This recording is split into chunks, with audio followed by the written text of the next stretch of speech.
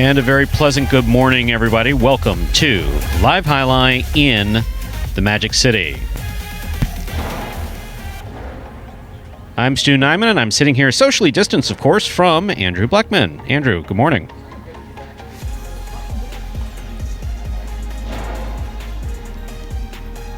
Andrew. Sorry, guys. We got a microphone. We're supposed to talk into those microphones. Stu, I said good to be back here for the final day of Jai-Alai for this week. A great week of play. Opening weekend has been fantastic. The way you want to think about us is I'm the Jai-Alai guy. I think we've decided. You're the sports guy. I think that's a good way to differentiate us both. I think Absolutely. That is so based on the sound of our voices. And today we have 9 games in store for you. That's 9 singles games as part of our COVID-19 mitigation efforts here at Magic City Jai-Alai. For this first weekend, we started with singles only. Make sure we have a good rhythm for the players, staying socially distanced back here in the cage as well.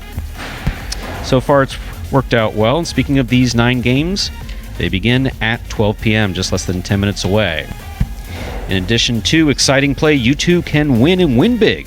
Each of today's games offer win, play, show, as well as Quinella, Exacta, and Trifecta wagering. If you're not familiar with these terms, we will explain them throughout the course of the afternoon.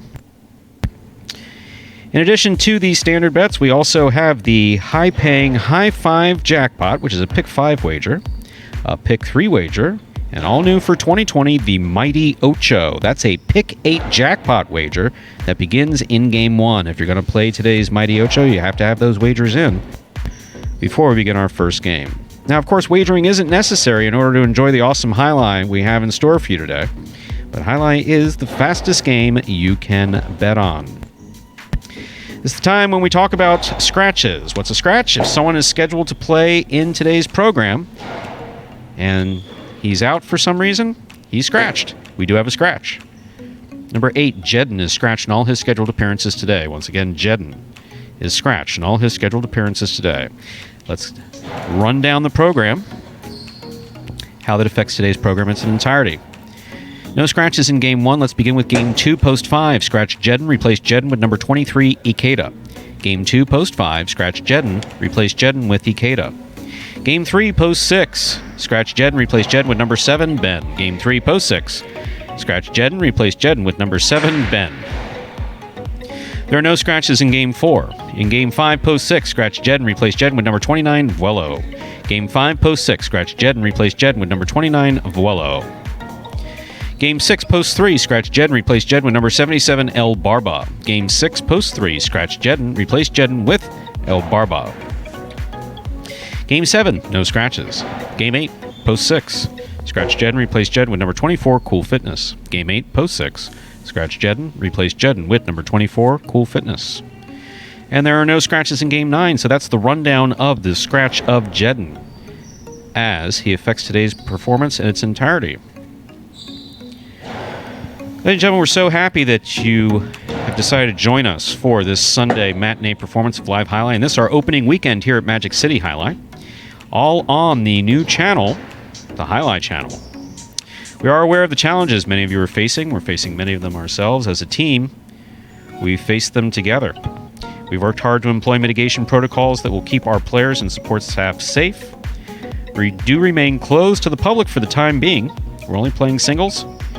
You'll notice gloves on anyone who handles the ball.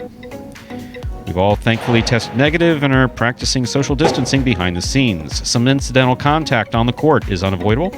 We're going to work as hard as we can to successfully navigate the new world as it now exists. So with all this in mind, we ask you to sit back and relax. Post time. That's the time that we begin. Game 1 is now just 6 minutes away.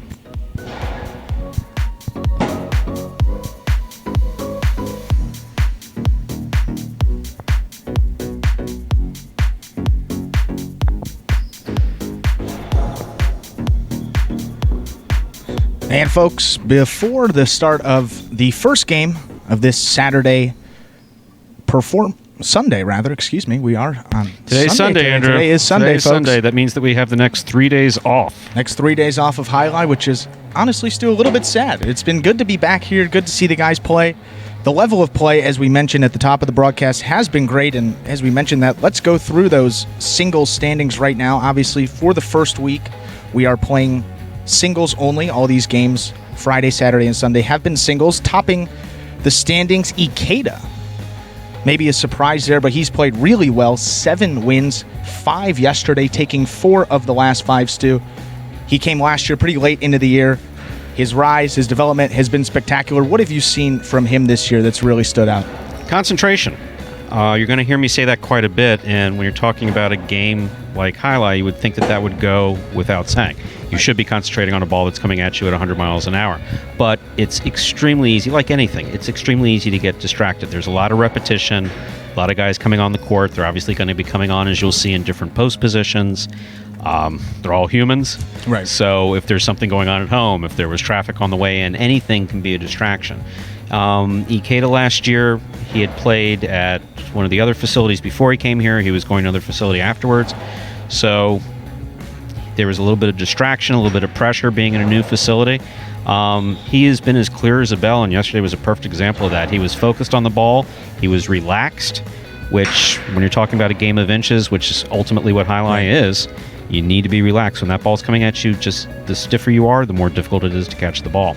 So he was relaxed and he was concentrating, and he seemed to be having fun. There were a lot of smiles. Yeah, absolutely. And that's something we noticed, Ikeda. One of the, you could see it on his face when he's having a good time out there. One of the more emotional players, sort of wears his heart on his sleeve, and he was smiling, having a good time out there all day yesterday. Now let's when he gets pissed, he'll let you know that too. Absolutely. That's yeah. the flip side of it as well. And now let's go to the.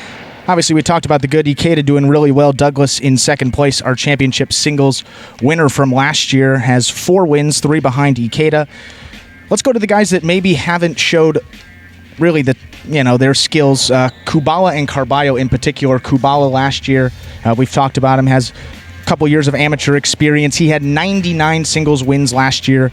I believe he took second place in the doubles championship. And he took second, right? And still looking singles championship, rather. Right, singles championship, took second place with 99 wins, and then right behind him, Carballo had 96 singles wins last year. He finished in third.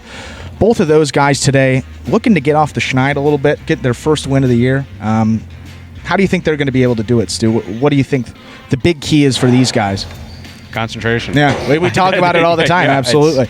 It's realistic, and with the two of them, obviously too. It's with Kubala in particular. It's relaxation. He just needs to relax. You really don't want to think about your wins or whether you've won or not. You want to try to clear that out of your mind.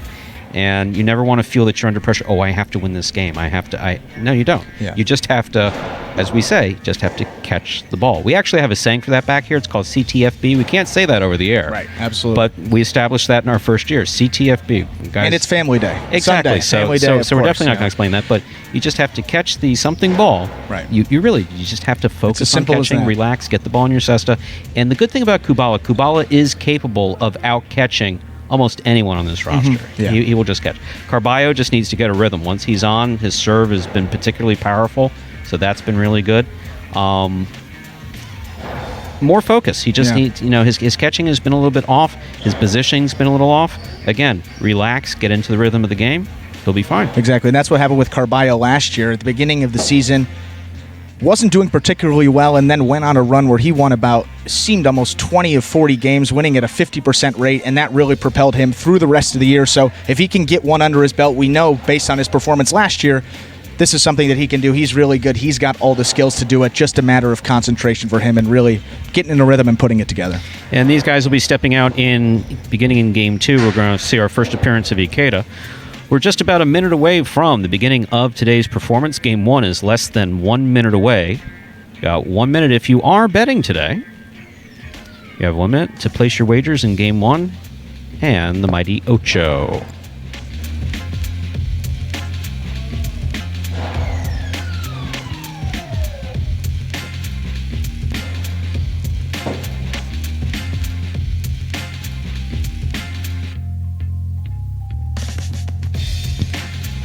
And for those of you that would like to bet and do not know how, Watchandwager.com, one of the websites. There's a couple sites you can do it. Watchandwager.com, watch and wager, both spelled like normal. You can open an account and bet on Magic City Jai-Alai. There for today, 0 minutes to game one. We'll hand it over to Stu to begin the broadcast. We now begin game number one, a spectacular 7 singles match. Spectacular 7 means that points will double after the first round of play. Game one also begins today's Mighty Ocho. That's a pick 8 jackpot. Serving first in the red shirt of post 1, number 26, Lamonte. Receiving in the blue of post 2, number 37, Tennessee.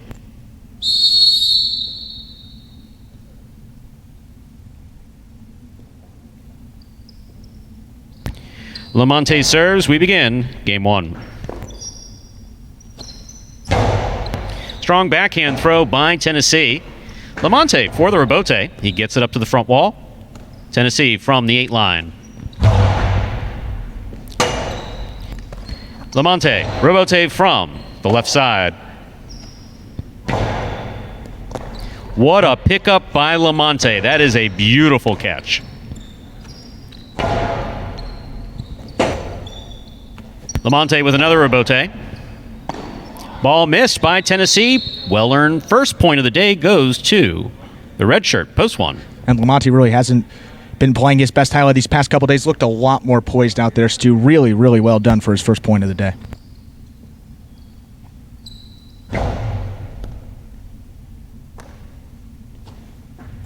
CRB from the backhand.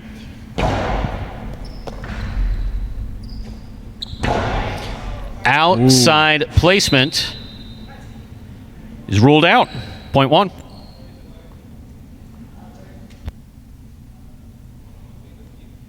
One on the board with 2 points. Here's post 4. Fred.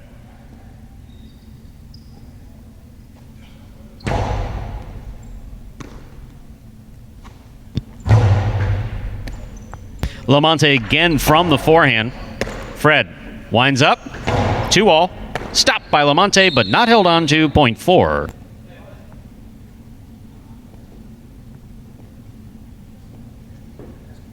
Now receiving the black shirt of post 5, number 31, Ossier.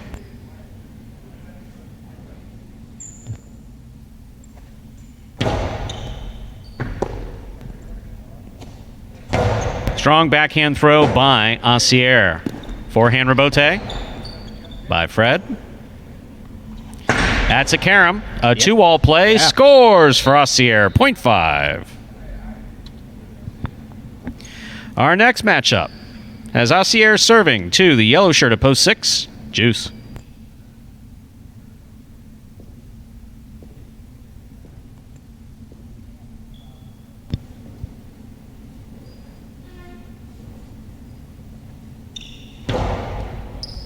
That's an underserve. Ball's got to land between the 4 and 7 line on a serve. That fell short of the 4. This point goes to the 6. Next matchup, Juice serves to Vuelo in the pink shirt, post 7.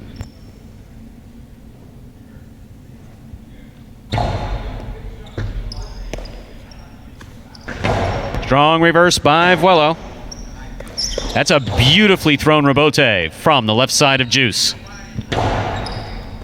Juice was ready for it to go outside. That's going to score on the second bounce, point 7.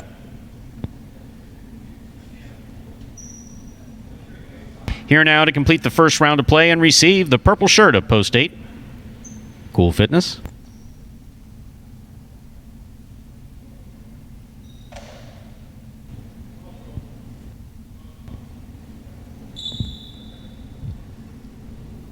And we're going to have a brief delay while Vuelo tends to his glove. Glove, one of the new features here this year at Magic City Jai-Alai for part of our mitigation efforts. Glad that he's on top of it, though. Oh, absolutely. And some guys getting a little more creative with those gloves. And, you know, Kubal is a golfer. He's been using a golf glove. A couple of guys I've seen that with. So doing all we can to...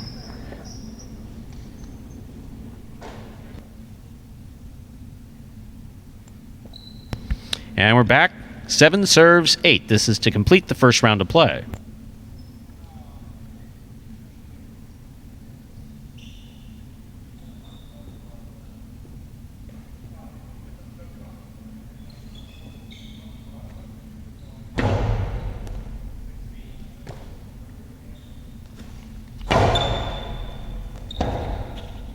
Robote to the outside. Will score. Point 7.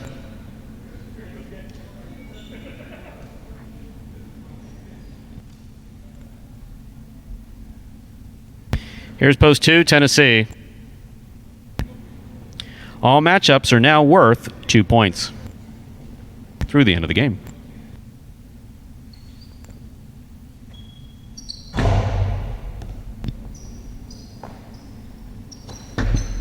Strong backhand throw by Tennessee.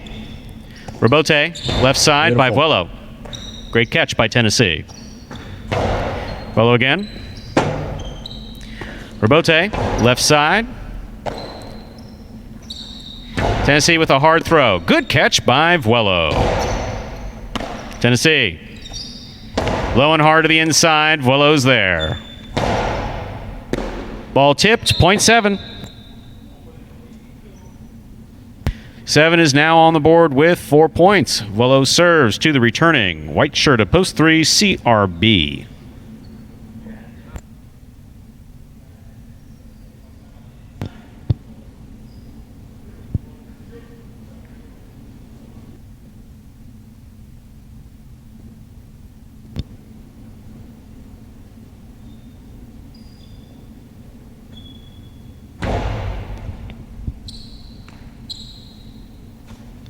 Strong throw by CRB.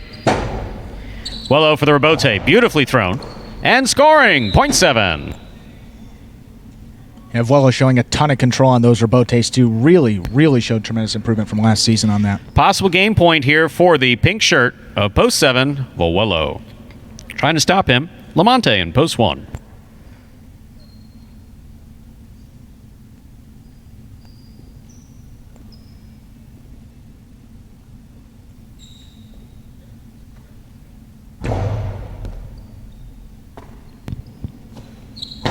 Nice backhand by Lamonte. Here's Vuelo to the inside. Lamonte with the catch. Reverse to the pad.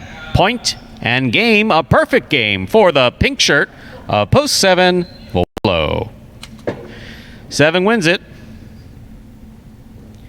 Lamonte comes in second. This is a playoff for third place. 4, 5, and 6. Fred first serves to Asier.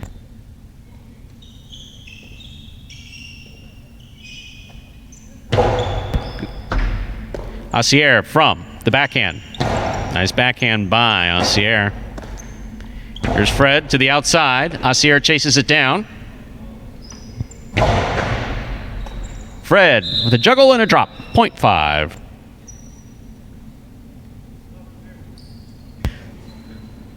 Possible third place finish here for Asier in the black shirt of post 5. He serves to Juice in the yellow shirt of post 6.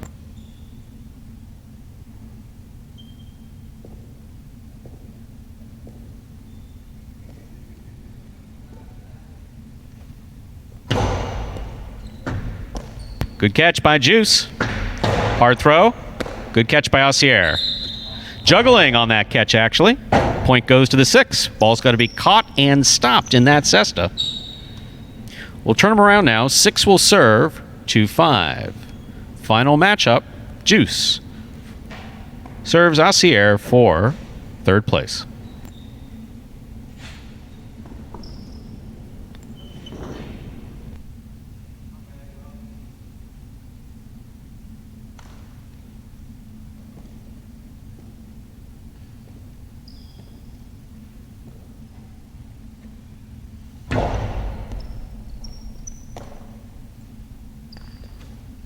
It's a hard throw by Asier. Juice catches it.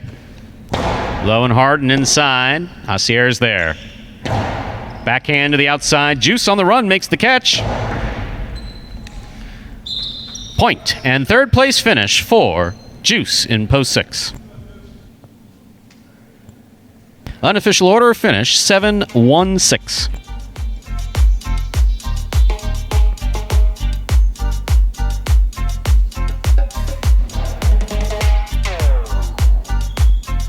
Results from our first game of this Sunday matinee are official. Coming in first, post 7. Vuelo. He had a perfect game. Taking second, post 1. In the red shirt, Lamonte coming in third. And the yellow shirt of post 6, Juice. 7-1-6, the official result for Game 1. We'll have your prices in just a moment. Yeah, it's still obviously very early in the season, but that's Vuelo's 4th win of 2020, putting him in a tie for second with Douglas on top of those single standings. Very impressive start for the man of flight number 29, Vuelo. There are prices from the first game. The Quinella, which is first and second in any order, returning $47.20. The Trifecta 7-1-6, returning $449.20. There's an exacta there, 7-1. That's first and second in order, $63.60. So Quinella, first and second in any order. Trifecta, first, second, and third. Either straight, or if you ask for a box, it can be in any order. And the exacta, 7-1, just like that, 7-1, 63-60. Up next is game number 2. Spectacular 7 singles match. Spectacular 7 means that all points double after the first round of play. That's true for all of our games this afternoon. Not all 7 points, all but 1 are. We have a scratch coming up in game 2.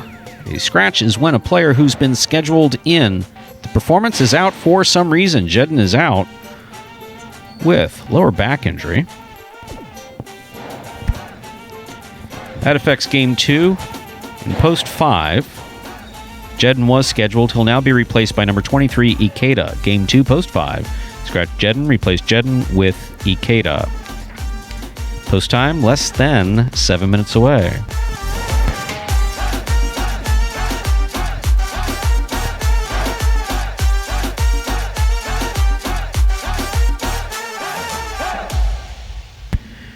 So we're going to come back to Game 2. We're going to have a look and see how if it translates from one day to the next. One of the things often that happens in Jai-Alai, it's sometimes a criticism by folks who aren't entirely familiar with or don't follow closely.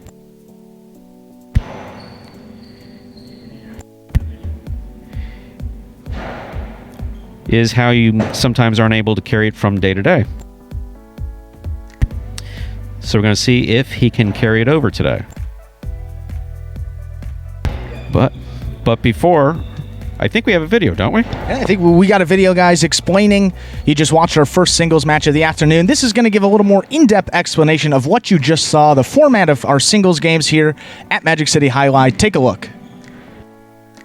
Singles games are played with 8 players.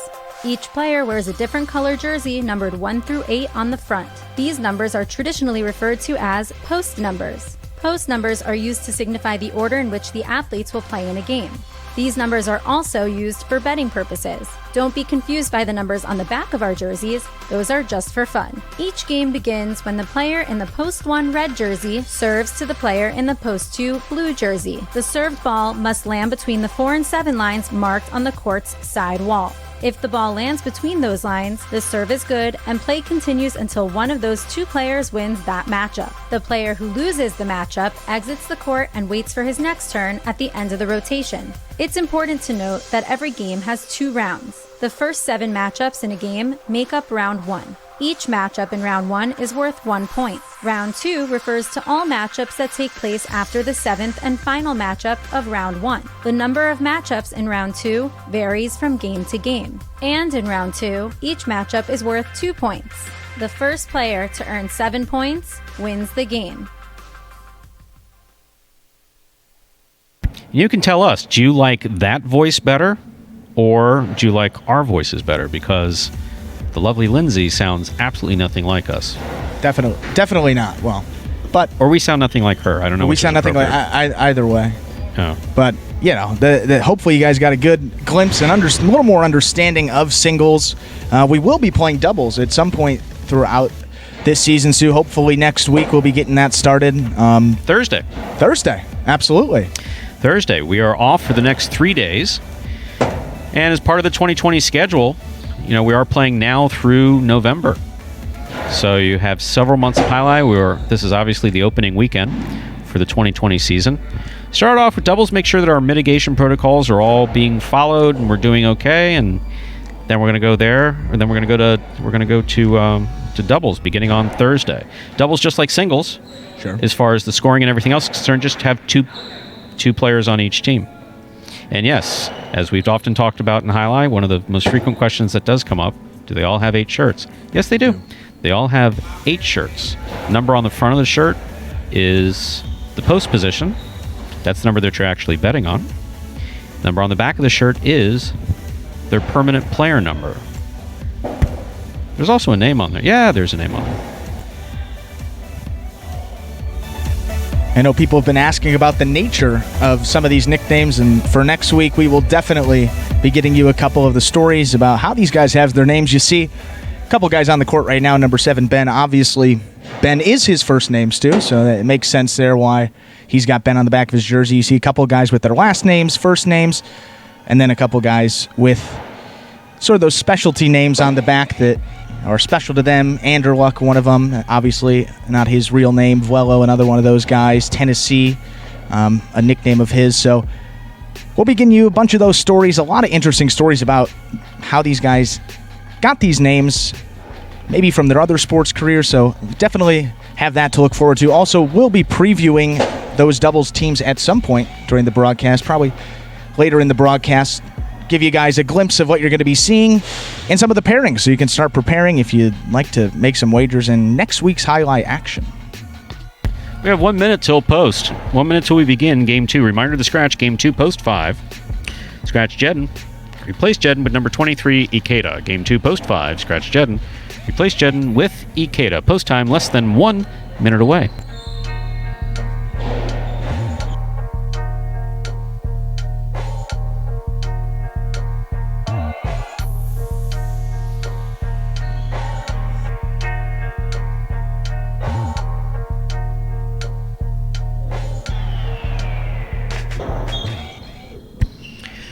And we now begin our second game of the day. Spectacular 7 singles match. This game is played 7 points. All points will double after the first round of play. Serving in the red shirt of post 1, number 77, El Barba. He's matched up against the blue shirt of post 2, number 22, Bueno. First matchup of the day, El Barba, Bueno.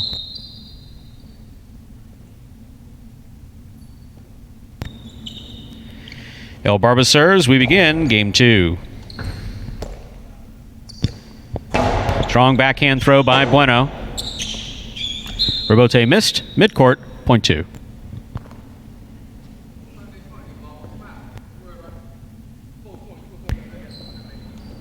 That gives us our second matchup for this second game.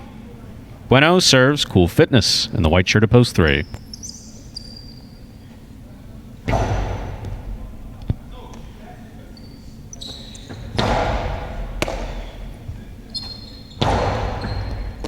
Good pickup on the left side of Cool Fitness. Cool Fitness from the forehand. Scoop attempt missed. Goes off the tip of Bueno Cesta. Point 3.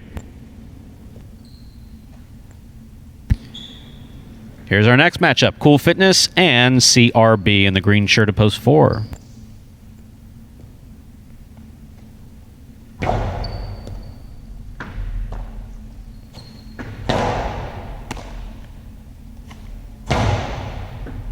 Great catch on the left side of CRB. Cool Fitness is there. Hard throw. Great pickup again by CRB. Soft touch on the rebote. Real soft touch. Look at CRB go. Wow. That is called a carambola. Front wall, side wall, floor, and out. Excellent hustle by CRB to get to that ball. Beautifully thrown. Point 4. Here's the black shirt of post 5, substituting for the scratch Jed number 23, Ikeda.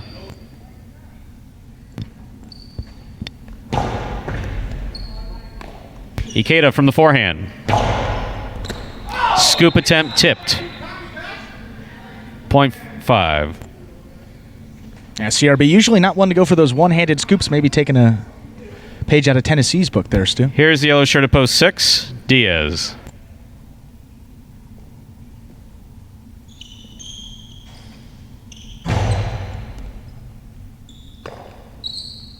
Diaz from the forehand. Ikeda at the sidewall, tipped it. 0.6. That's a good shot there by Diaz, keeping it along the side wall. That's really a key. Makes it harder, obviously, to catch right there. You see, wins the point. Pink shirt at post 7. Here's Ben.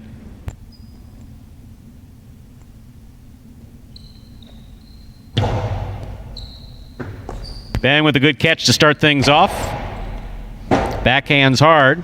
Diaz hooked that rebote to the floor. 0.7.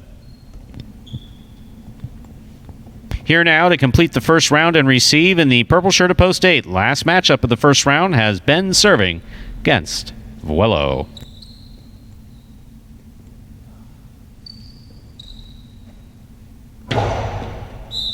Under serve. Ball's got to land between the 4 and 7 line on the serve. That fell short of the 4. This point goes to post 8.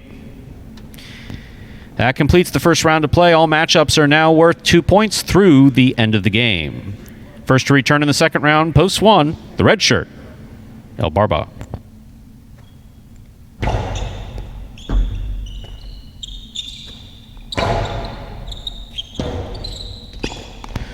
Nice effort by Vuelo. That falls short of the front wall, 0.1.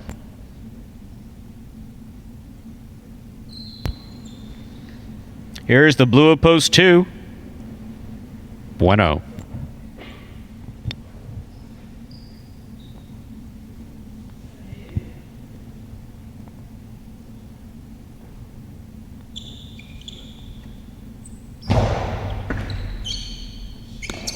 Bueno from the forehand.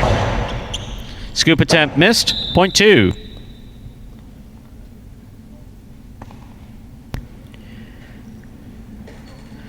Bueno is serving 2. Cool Fitness. Post 3. The white shirt.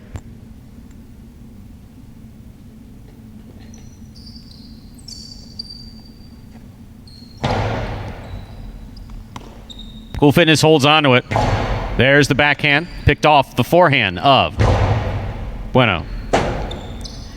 Cool Fitness showing a lot of concentration, keeps his eye on that ball, makes the rebote. Here's Bueno from the 10 line. Forehand rebote now by Cool Fitness. Bueno's there. Cool Fitness keeping an eye on the ball, throws the 2-all reverse. That lands in, touched the floor before hit the pad. That's in. 0.3.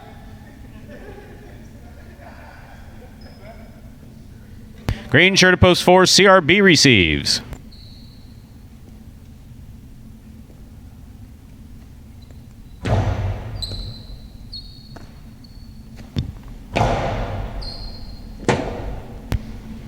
Cool Fitness showing excellent concentration again. That just got away from him on the rebote. Missed. 0.4. 4 on the board with 3 points. Serving to the returning black shirt in post 5. Ikeda.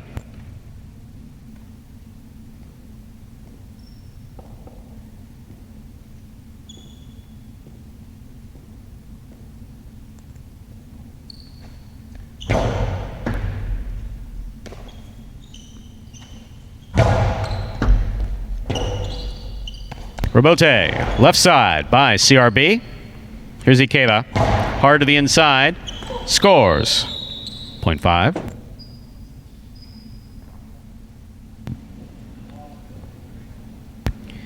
Here's post 6, Diaz.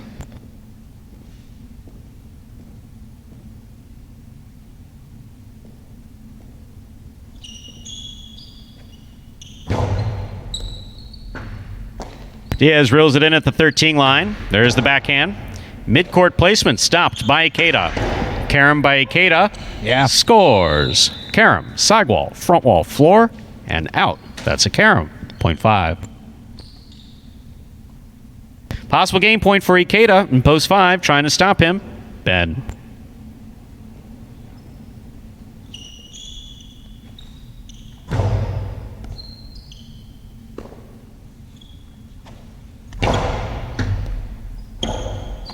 Ikeda for the rebote inside. Here's Ben. Powerful backhand. Rebote again. Forehand rebote saved by Ikeda. Beautiful. Ben moves into place for the rebote. Nicely played. Karam by Goes for it Ikeda. again. Ben read it, stopped it, could not hold on to it. gonna Point do and it. game to the black shirt of post 5. Ikeda. 5 wins it. That's Ikeda. We now have a playoff for second and third place. 2, 3, and 4.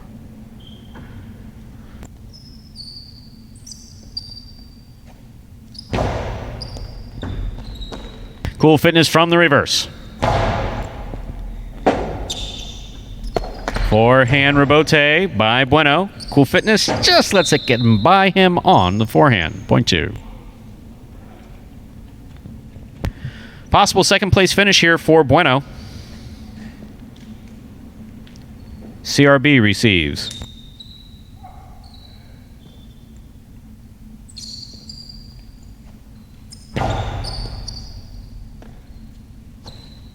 Strong backhand by CRB.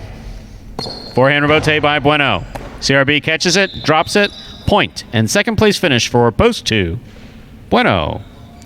We'll now have a playoff for third place between CRB and Cool Fitness.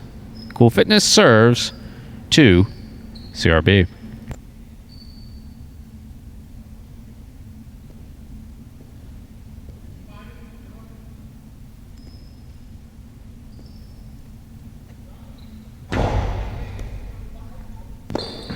Third place goes to Cool Fitness in post 3. Unofficial order finish 5-2-3. Second game 5-2-3. We'll have your prices in a moment.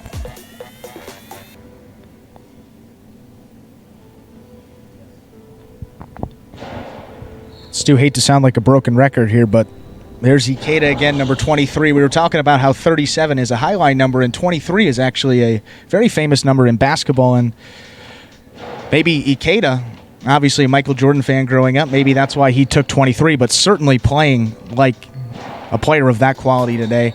Really exceptional start, picking up his 5th win of his last 6 appearances, I believe. That is just incredible, Stu. That's fantastic.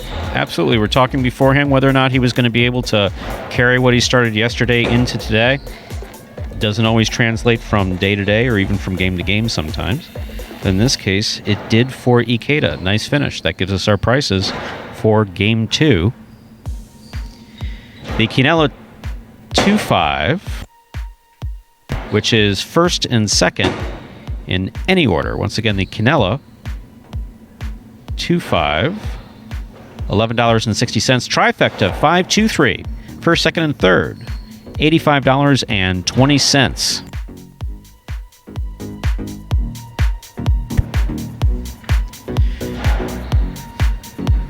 That brings us to Game 3, which is up next. Game 3 does begin the high 5 jackpot. To play the high 5, you correctly pick the winners of games 3, 4, 5, 6, and 7. If you do, there's a $2,000 guarantee payout. There's a scratch in Game 3. Jedden once again is scratched in all his scheduled appearances today. That affects Game 3, Post 6. You want to scratch Jedden, replace Jedden with number 7, Ben. Game 3, Post 6. Scratch Jedden, replace Jedden with number 7, Ben. Post time for Game 3, less than 7 minutes away. And Stu, moving into the third game already here on this Saturday afternoon. In Game 3, you'll be seeing some of definitely the top players we have on our roster. So just for those who are new and have not been watching the past couple of days, we have 3 different levels of players. Think about it this way. The first game, think of it as double A if you're baseball. So obviously all of these guys here are professional, but maybe just a little lower level of professional. So those guys in Game 1 are probably low to mid skill level based on the guys on our roster. And then Game 2, as you just watched, Game 2 is featuring those mid-level players and some of the top-level players. That's a good mix there. So think of that more as AAA. Obviously, there's some players that can obviously compete at the next level there, and then some players that are at that AAA level. And then game 3, moving into our third game now, is going to be featuring all those top players. Think of that as Major League Baseball, the MLB, using this baseball analogy. You see guys here, Douglas, he was our singles champion last year and our doubles champion. We've talked about him at the top of the broadcast. You got Kubala, who finished second, Carballo, who finished third. I believe Anderluck was in the top 5 as well. All these guys here, the best players on our roster. And then we'll obviously game 1 and game 4 and game 7 will be those AA. Game 2, game 5, and game 8 will be those AAA level. And games 3, game 6, and games 9, those will be the major league level. So think about it that way. Game 4 obviously coming up next. So we just have a rotation of our low, mid, high level players, just so you get a good mix of all those guys and good mix of highlights too. In addition to that, if you take a more traditional view of highlight, where we have early, middle, and late game players, that's how we've divided it up. We just haven't divided the games that way. So whereas you typically have games 1 through 4, that would be your early games, 5 through, when you're talking about a 12 or 13 game performance, obviously games 5 through 8 roughly would be middle games, then your late games would feature your best players. We're mixing that up a little bit. We've brought in players, the best players, to make an earlier appearance in the program. So it goes early, middle, late, early, middle, late, early, middle, late, because there's 9 games. Yeah.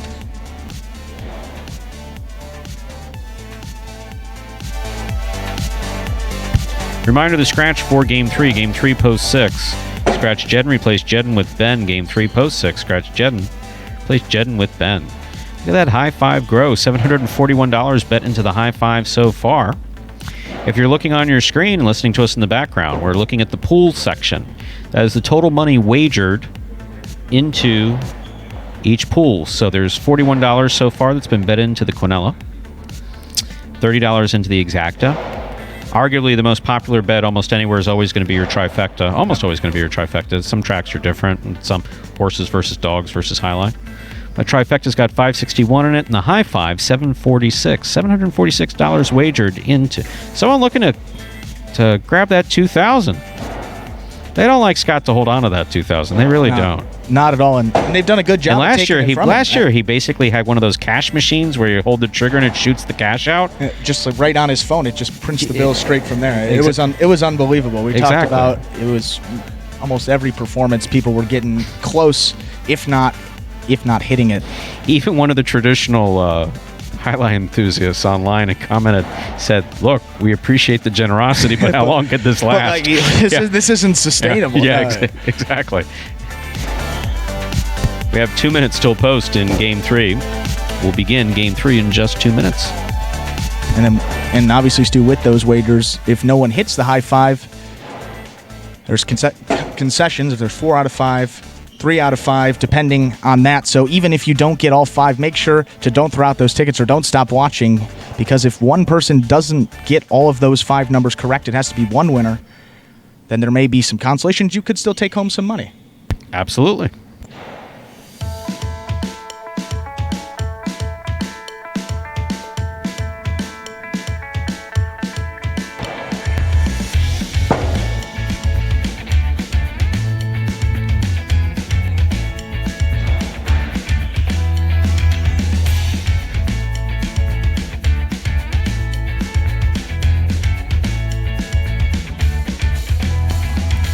Ikeda is really pumping this right side in this practice as we're watching them warm up.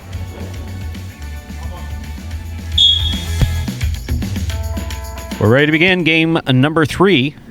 Spectacular 7 singles match, play to 7 points. All points double after the first round of play. Game 3 does begin today's high 5 jackpot. Serving now in the red shirt of post 1, number 22, Bueno. And the first matchup is Bueno versus Carballo in the blue shirt of post 2. Matchup number 1 for Game 3. Bueno serves. Game 3 begins. Ball tip. First time round, point 2. Carballo first up on the board in our third game. Next matchup, Carballo versus Anderluck. and the white shirt at post 3.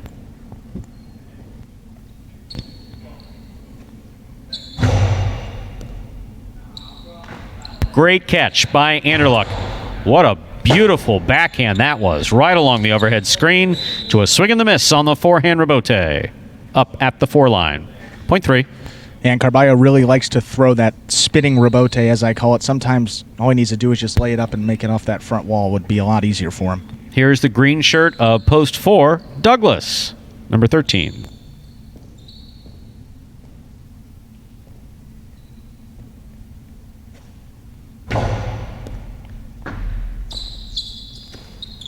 Low, hard reverse to the inside. Anderluck's there.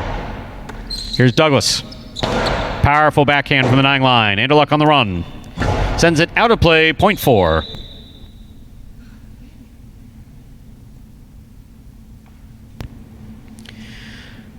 Douglas now serves to the black shirt of post 5. Here's El Barba.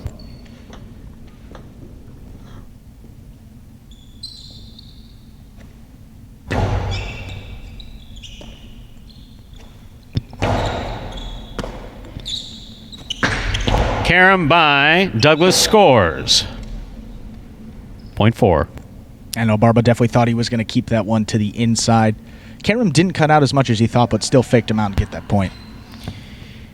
Here's the yellow shirt of post 6, Ben.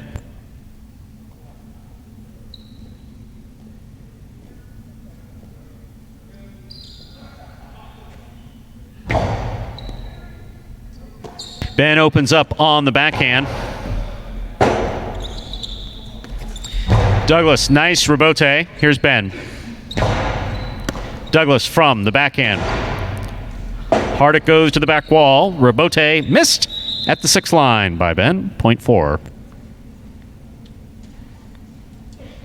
That'll give us our next matchup here. Douglas versus Kubala in the pink shirt of post 7.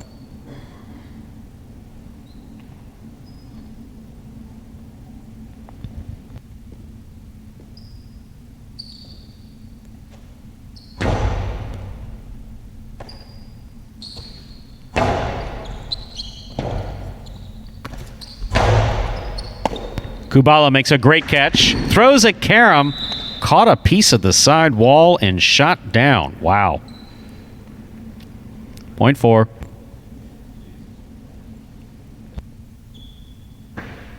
That gives Douglas 4 points. Here now to complete the first round and receive, wearing the purple shirt of post 8, Ikeda.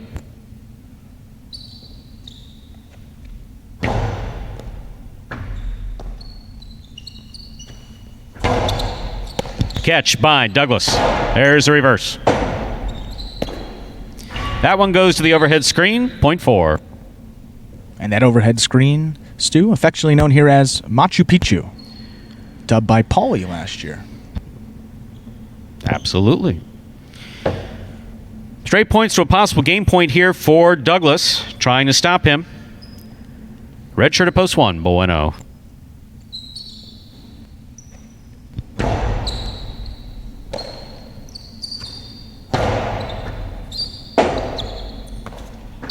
Hard thrown ball, scoop by Bueno. What a catch. Oh my goodness. What a phenomenal catch that was by Douglas. Here's Bueno. Gets it up. Rebote. Douglas keeps it in play. Big bounce. Will score. That is point and a perfect game. A well-earned game to the green shirt of post 4. Number 13, Douglas. 4 wins it. Carballo will serve to Anderluck for second and third place.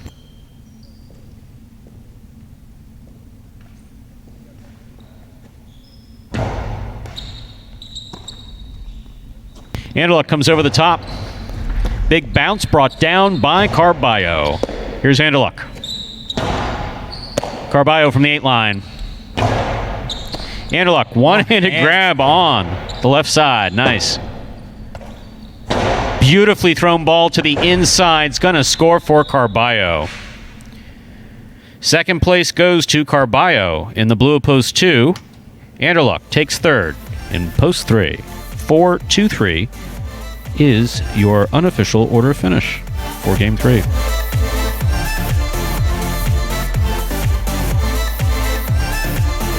It's official.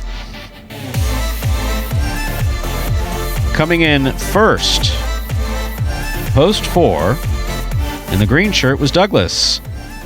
Second, Carballo in the blue of post 2. Third, Anderluck in the white of post 3. 4-2-3. The official order finish for Game 3. Your prices will be up in just a moment.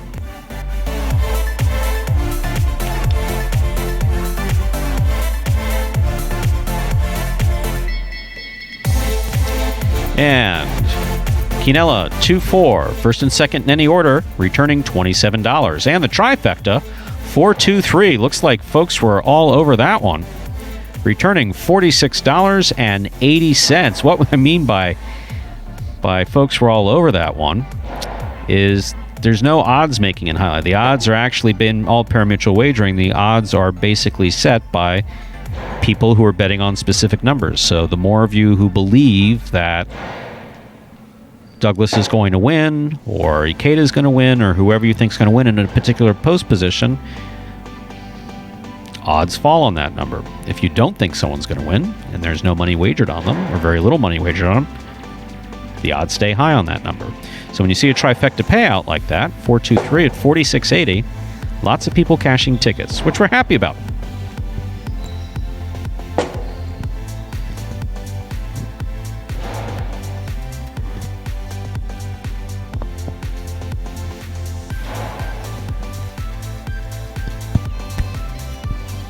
So, Stu, I'd say probably a much-needed win for Douglas there. Ikeda had been on a roll. You didn't want to see him win another one. You saw that point, Douglas playing against Ikeda. You know, this obviously was a dominating performance. Douglas dominated all of last year, but Ikeda does it in a way that, you know, he's just so fluid out there, doesn't really make mistakes. But when Douglas is on, like you saw there, it's just pretty it's a dominating performance. What we saw with that scoop on the left side, obviously in the training, we tell players you need to go forward, you need to take the ball in the air every time the ball touches a different surface.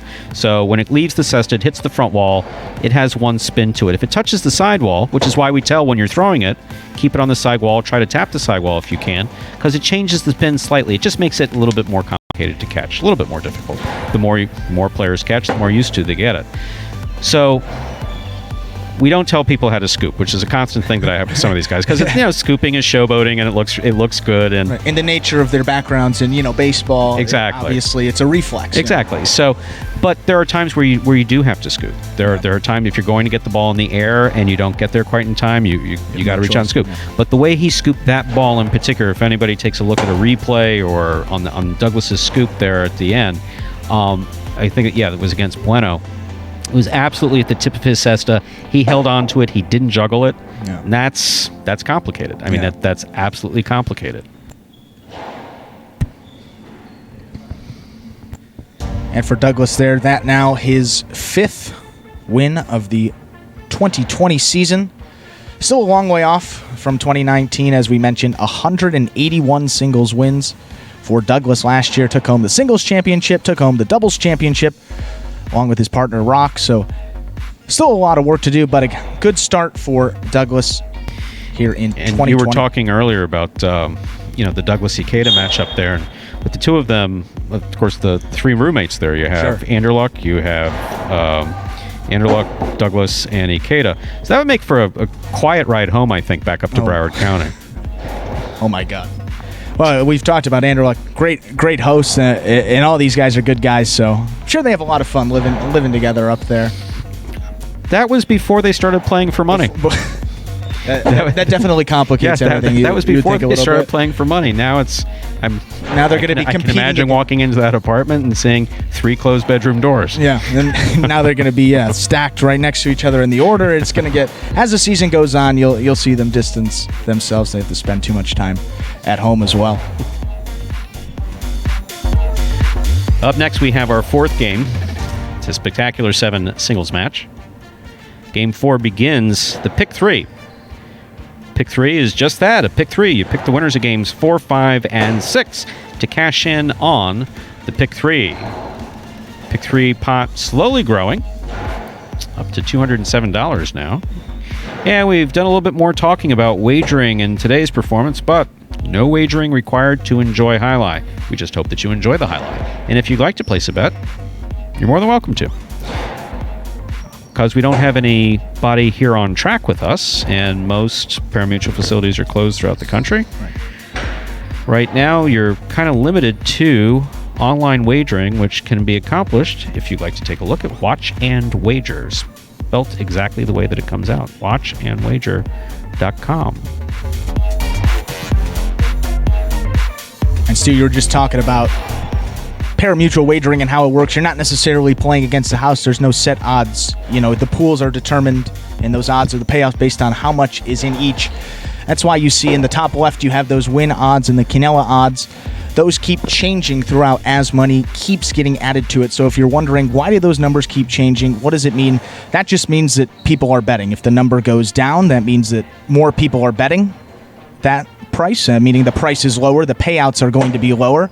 And if that number obviously is higher, meaning the payouts are going to be bigger, so less people have bet money on that. So if you're taking a look at the Quinella odds screen right now, just for example, you go the 2-3 Quinella, rough payout of 17-1 in that.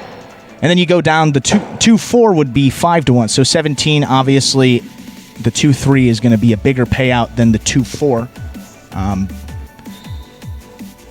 If there's any gambling questions, folks, please don't be afraid to put those comments on the live stream on YouTube. We'd love to answer your questions, and also anything else you want to hear on the broadcast, any explanations of anything. We're your Jai-Alai guys. We'd love to help make the broadcast. Wait a minute. No one said anything to me about answering questions. Well, I'll take the questions. The millennials got the questions, got the internet, I got all the technical stuff. I can do it for you. So you're already doing quite a bit. You're already doing most of the work. I'm literally just sitting here. He does all the play-by-play. He doesn't think. I mean, that's the tough part. You know, you're talking. I'm glad you think so. One of the best play-by-play guy, the best play-by-play guy in Jai-Alai. Right. There's a few people out there yelling at their TV sets right now. We're ready to begin game number 4, a spectacular 7 singles match. Play to 7 points. Points will double after the first round of play. Our first matchup is between Tennessee and Asier.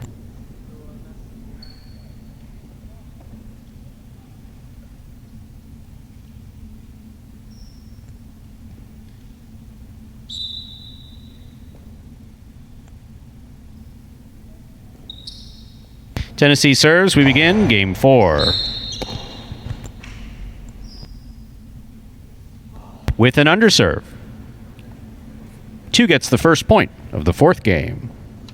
Our next matchup, Asier versus Vuelo.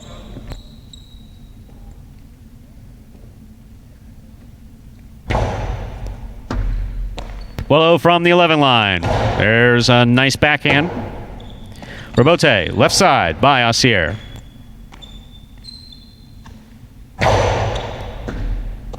That's a good pickup by Asier on the backhand. Rebote left side to the outside. Asier got it. Catch. Brings it in. Throws it back. That's going to score point 2. That's great from Asier, and he put that right along the sidewall. Tough catch for Vuelo to make. That's a well-earned point. I'll bring to the court the green shirt at post 4. Here's Fred.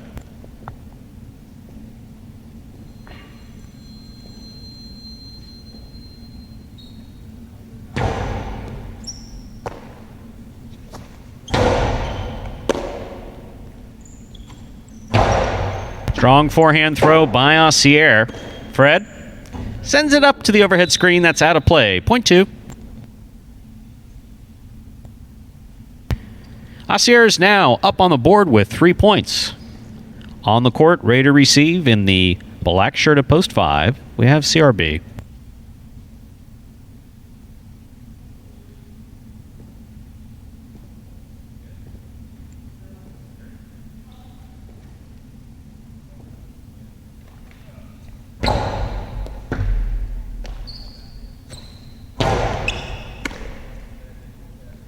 Asier comes strong from the forehand. Rebote missed. Point 2.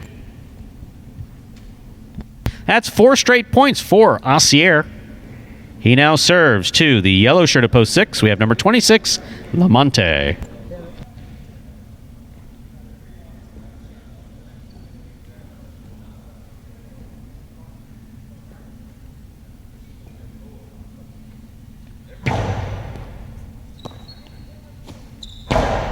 There's the backhand by Lamonte. Nicely played. Asier goes to the floor to make the save.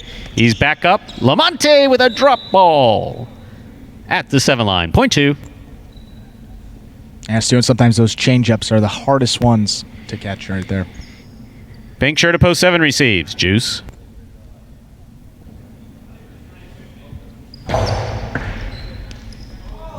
That caught enough of the sidewall to score.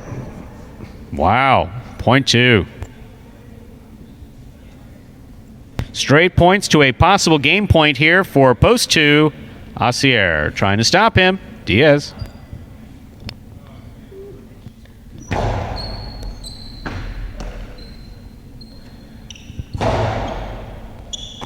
Good catch by Asier on the forehand. Nice throw. Diaz to the floor. Here's Asier from the 9 line. Hard throw. Scoop attempt missed. That's point and a perfect game with no other points on the board for the blue shirt of post 2, Asier. 1, 3, 4, 5, 6, 7, and 8. All remaining players will play off for 2nd and 3rd place. Tennessee will first serve to Volo.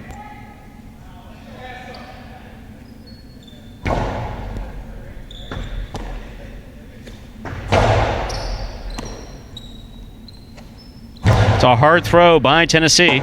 Here's Vuelo. Nice rebote by Vuelo. That scores, point 3. 3 serves, the green shirt to post 4. Here's Fred.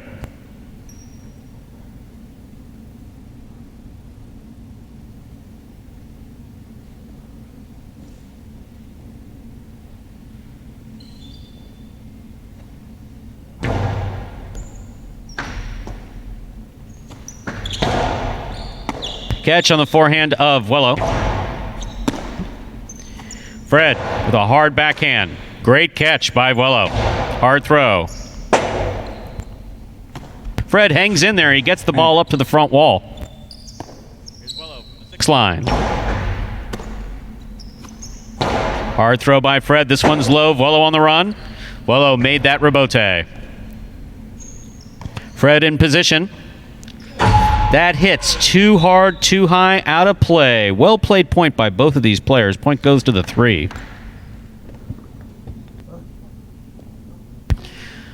Possible 2nd place finish here for Vuelo, trying to stop him. And the black shirt to post 5. CRB.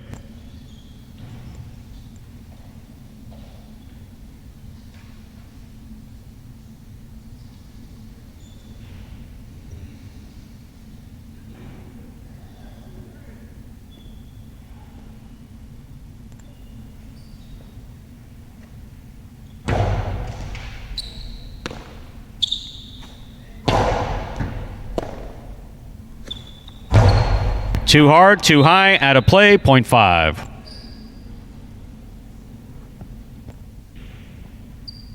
Here is post 6, Lamonte.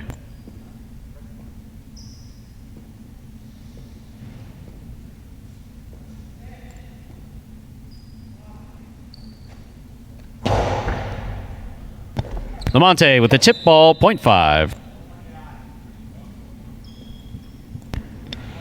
Possible 2nd place finish now for CRB. Trying to stop him. Juice.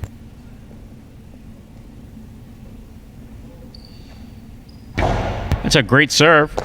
Juice has it. Low and hard. Scores for Juice. Point 7.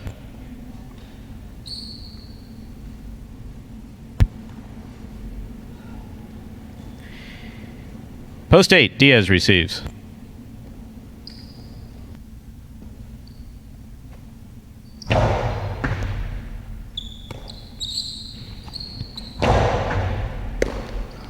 Point 8.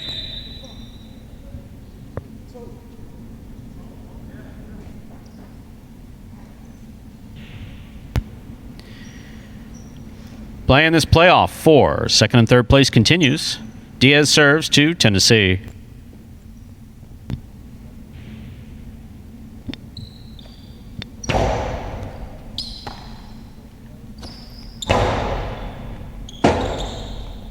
Diaz for the rebote. Too low, point 1.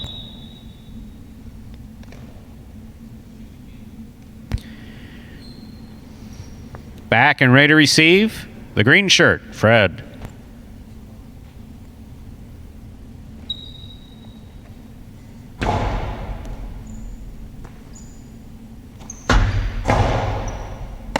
Tennessee from the forehand. Hard throw. Scores for Tennessee, point one.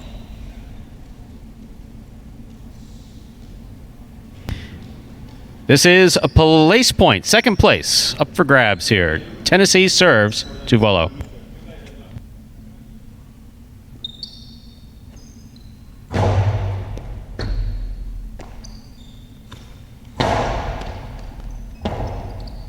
Robote, not pretty, but it's in. And it scores. Second place finish for Tennessee in the red shirt of post one. Now playoff for third place. 1 point here. CRB serves to Vuelo. Last matchup of the fourth game.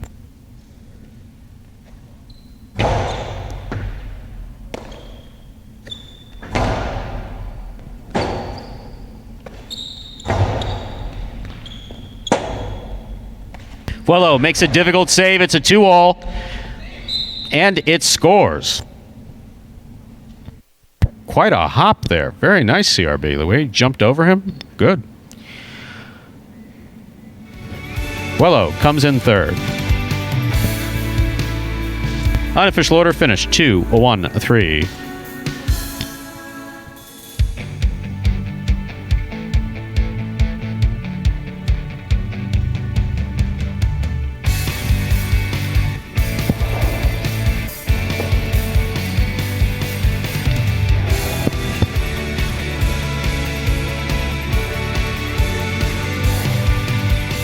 Stu, congratulations in order to Asier, his first win of the 2020 season. Congratulations to him. The son of a pretty good highlight player in his own right. I believe he was a good highlight. He was pretty good. Called Coach, JR, Ara, man of many names, but very good highlight player. Asier definitely showing those skills running the family with a perfect game with no other points on the board. Not even a perfect game, no other points on the board. That's particularly impressive. That's excellent. That brings us also to prices for Game 4. Ikinella, that's first and second in any order. 1-2, returning $30 even. Exacta, 2-1, in order, $20. Trifecta, 2-1-3, first, second, and third in any order, returning $132.10.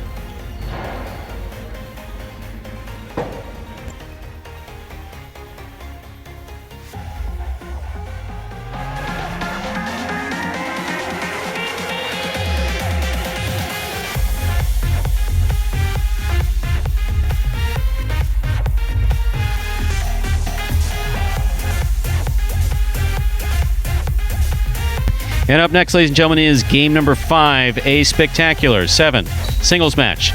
Play to 7 points, points double after the first round of play.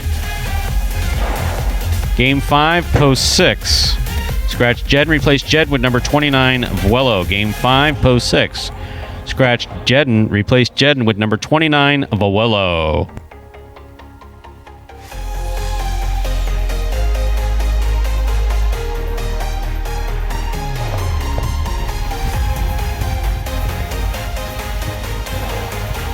And Stu, while we have a couple minutes between these games, let's meet the winner of our last game, Game 4, number 31, Asier, last season.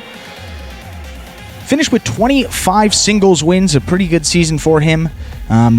Finished 4th in a couple of doubles tournaments, so right on the outside of those doubles tournaments as well. He's from Miami. Obviously, we mentioned his dad, a great highlight player, the great J.R. Arasate. And Asier, from Miami, graduate of the University of Florida. And sort of an interesting story of Asier as well, and how a couple of our players made it on this roster. Asier, Diaz, and Vuelo, interestingly enough, all met each other back in high school. These guys go way back. They were friends from the start of their high school careers and playing highlight together now. A couple years later, that's pretty cool. All these guys also, Vuelo number 29, Diaz number 30, Asier number 31, the three friends, 3 numbers in a row. It's a nice, unique little fun touch here in Magic City Jai-Alai. Keep all those guys in order, all 3 amigos, as Vuelo called them. It's a good little crew. Diaz, Asier, and Vuelo showed a ton of improvement. They're all playing together in sort of those first and mid-level games, so that's got to be fun. You know these guys for a couple of years. You've been competing against them for a while. And I know personally, it'd be fun to have a couple friends out there, throwing the ball with them. It's got to be great. And they say, you go back home and then they have something to talk about. They talk about Jai-Alai a lot, which is obviously great for the sport trying to make a big comeback. Up next, ladies and gentlemen, we have Game 5. Game 5 is a spectacular 7 singles match.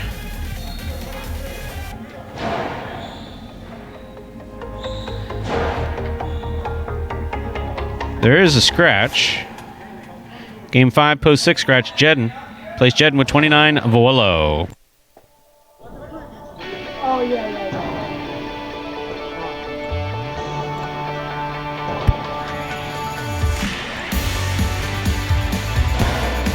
Yeah, it's always good when you get your first win of the season. There's always a certain amount of pressure to get wins, places, and shows up on the board. It's not just, the financial pressure that individuals may be under as far as, the win, place, and show money that they make. Obviously, players, traditionally in highlight, the emphasis has always been on the better you play, the more you have the potential for making. $100 for first, $50 for second, $25 for third, and that can obviously add up.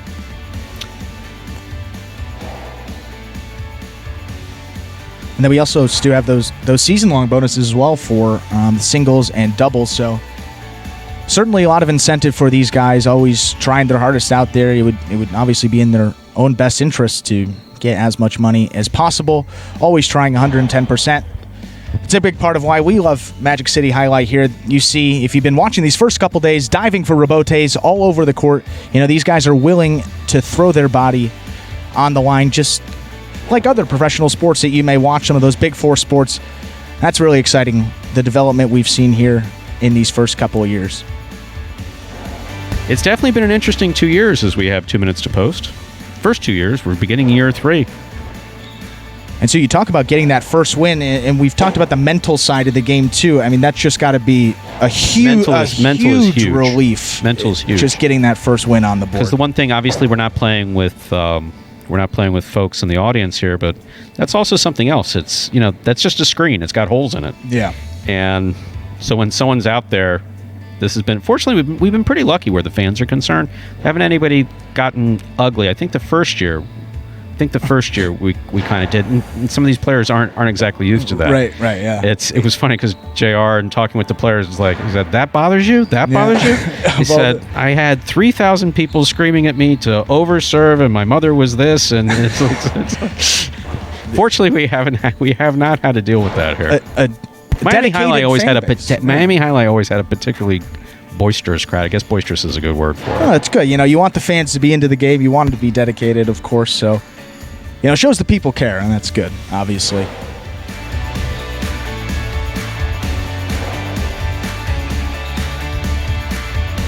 And you also what's hard is, if you make a mistake, the mental side is we were talking about, you go back to the bench and you may not get another chance that game, or, you wait 7 turns until you come up again. That's a long time to sit there and think about the mistake, and, takes a lot of time as a golfer.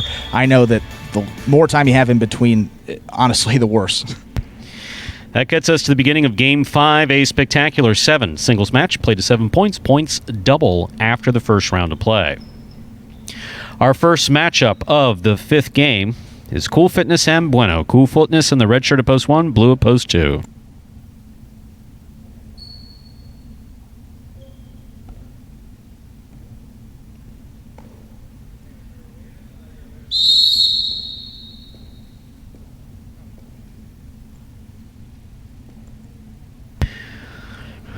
Cool Fitness serves. Game 5 has begun.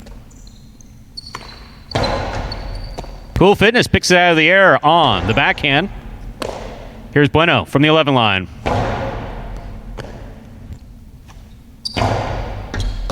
Great catch by Bueno. Nice backhand throw.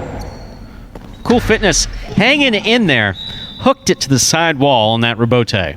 Out of play. Bueno gets the first point of the 5th game. Our next matchup has Bueno serving to Tennessee in the white shirt of post 3.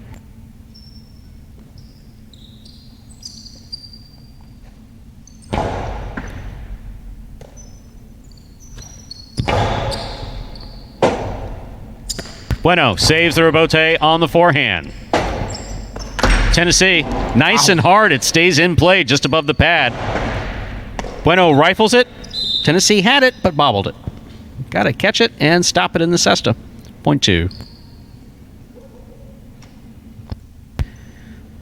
Third matchup of this game has Bueno serving to El Barba, the green shirt of post 4.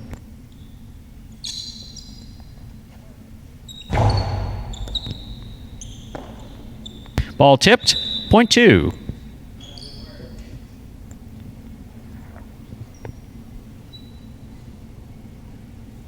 That'll bring to the court the black shirt of post 5. We have number 23, Ikeda.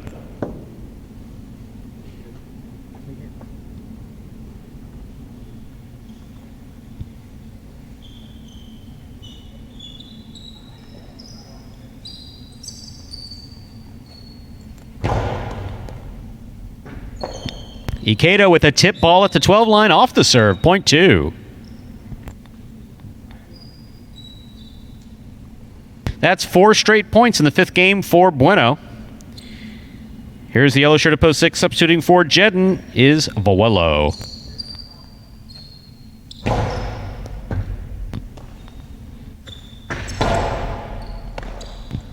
Scoop attempt tipped.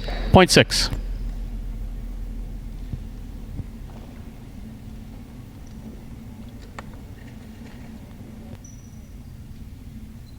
Here's post 7, Ben.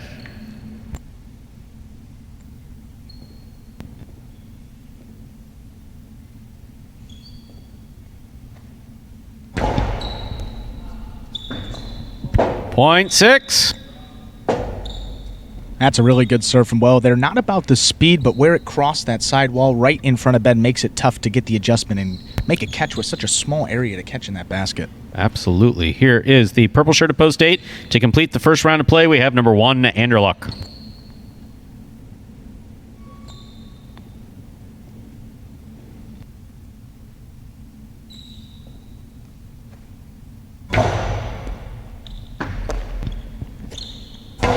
Strong backhand throw by Anderluck. Here's Vuelo. Anderluck makes the catch. Blasts the forehand. Vuelo for the rebote. Low and hard. Anderluck comes around Vuelo. Throws the reverse hard again. Vuelo for the rebote to the inside. Anderluck trying to switch to the right side to make the catch. Missed it. Point 6.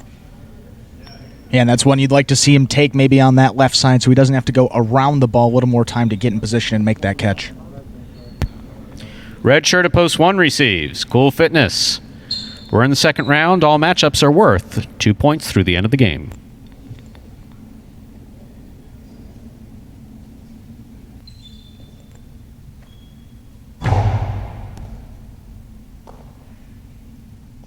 Cool Fitness, strong backhand. Ball gets by Vuelo and scores. Point 1.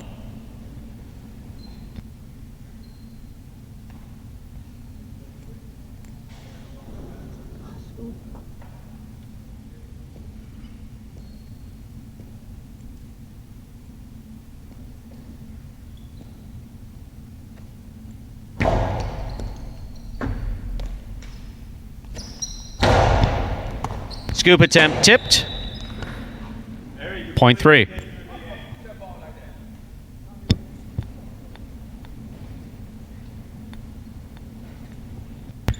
Back and ready to receive in the green shirt of post 4, El Barba.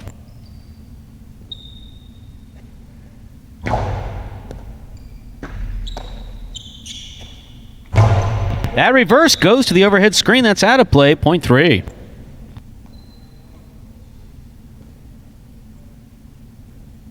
Here's post 5, Ikeda, the black shirt. Tennessee serves to Ikeda.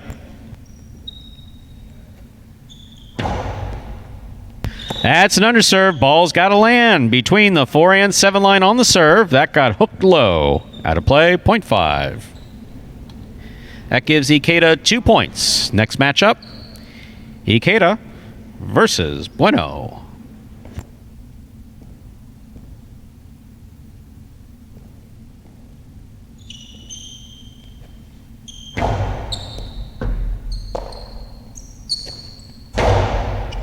Hard backhand throw by Bueno. Forehand rebote by Ikeda. Ikeda, nice forehand play. Bueno with a good catch on the left side. Let that reverse get away from him. That hit the overhead screen. 0.5. And once Stewie certainly didn't need to throw that hard and got a tough bounce, got all the way to that overhead net. Not sure if he ever actually had control of that ball after he caught it. That's probably why it went up that far. Here is the pink shirt of post 7, Ben.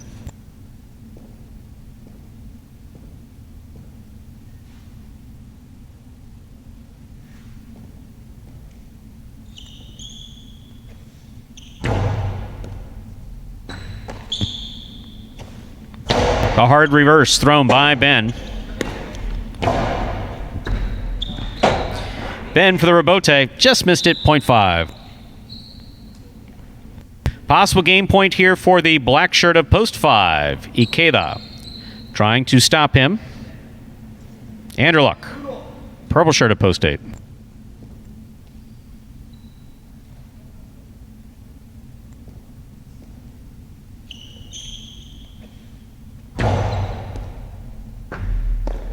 Anderluck from the backhand.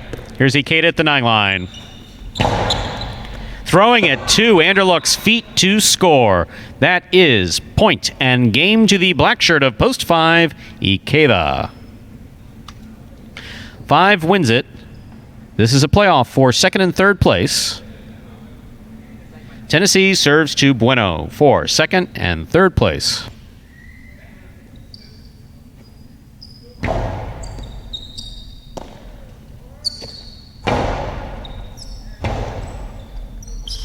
Forehand rebote missed at the sidewall.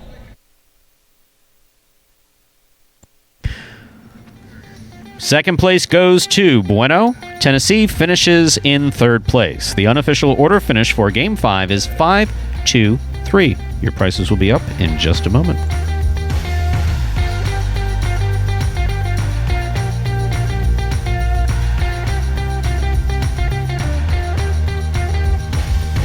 And the results are official. Official? Did I say official? I think I said official. It's official still.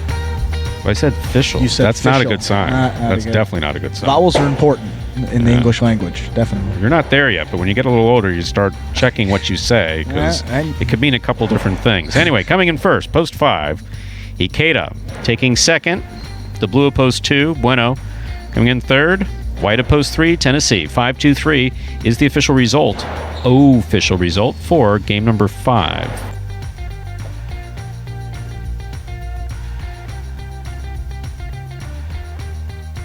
Proper response to that would have been, if you don't know what you said, I have no idea what you said. I can handle that. There's a trifecta. 5-2-3. 109.20. First, second, and third in any order. 109.20. And the Canelo 2-5. $19.40.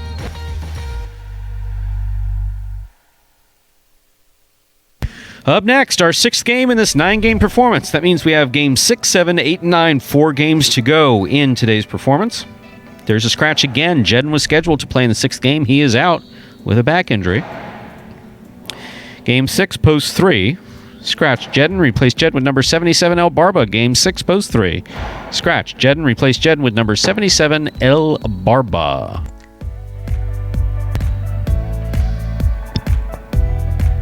And Stu, you mentioned El Barba, number 77, the highest number on our roster by a solid 40. And we've been doing these player comparisons for major sports, and Stu, I said you may in fact like this one.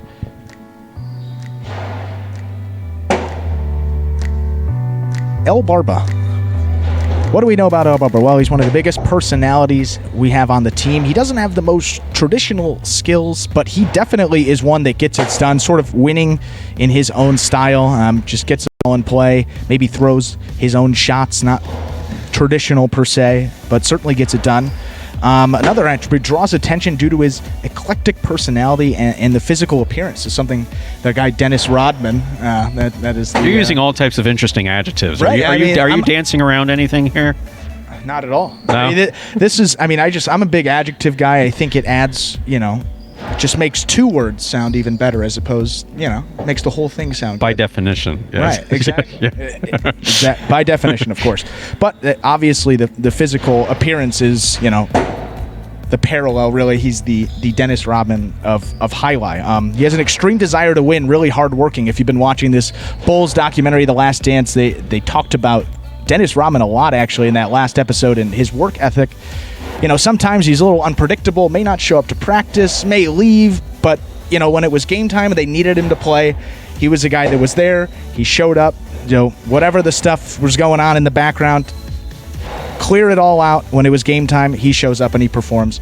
That's why I think it may be one of the better comparisons we have here, that El Barba, as we said, is the Dennis Rodman of Jai-Alai. There's absolutely no question about El Barba's passion for the sport. He's extremely competitive. That's one thing. It's interesting that the different sports have brought were the different personalities. We obviously have Jedden, who not only is a UM standout, but a Super Bowl winner from the 2006 Colts.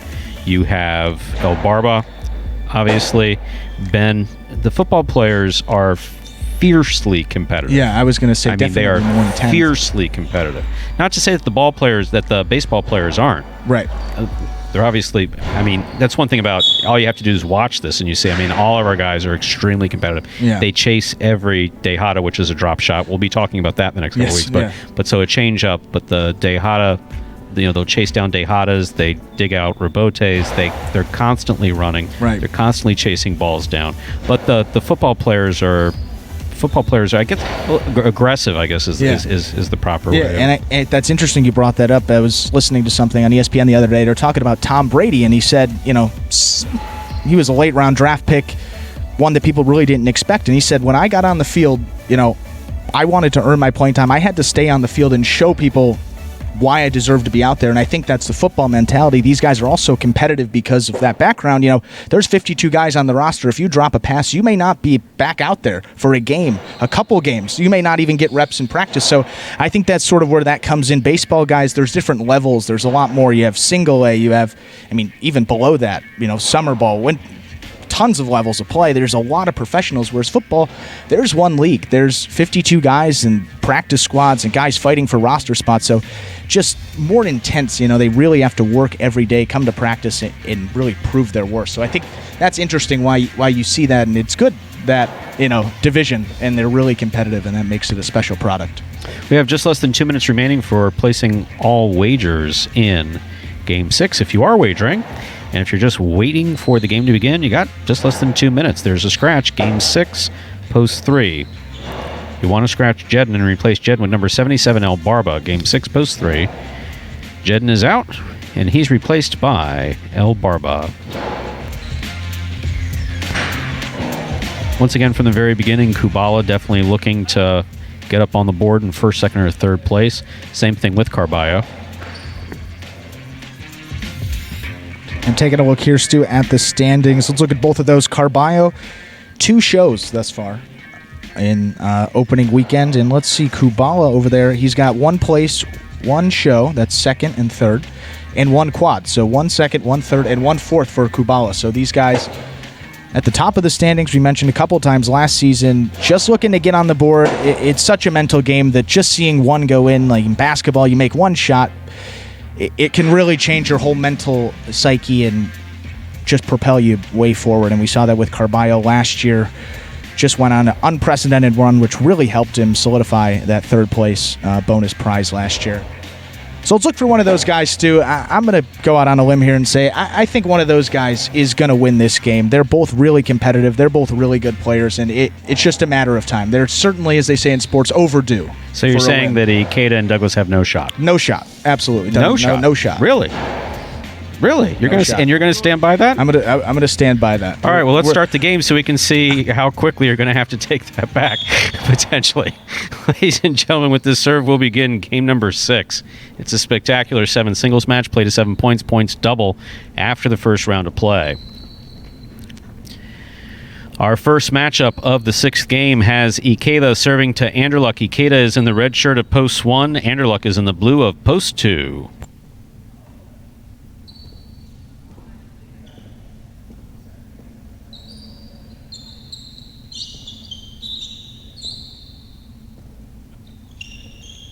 Ikeda serves. Game 6 begins.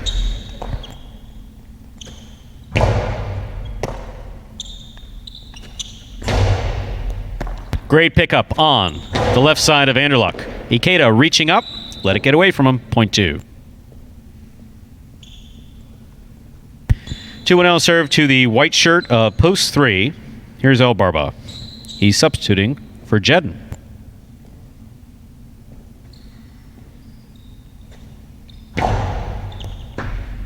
Over serve. Ball's got to land between the 4 and 7 line. That went just past the 7. This point goes to El Barba. Here's post 4 in the green shirt, number 22, Bueno.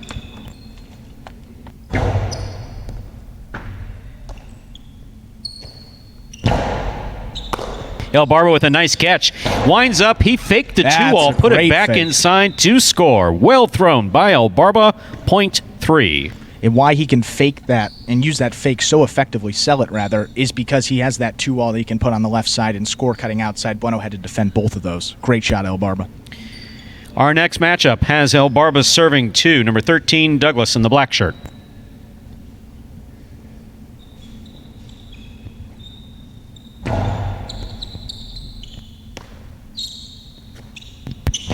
Big bounce. Gonna score. Point 5.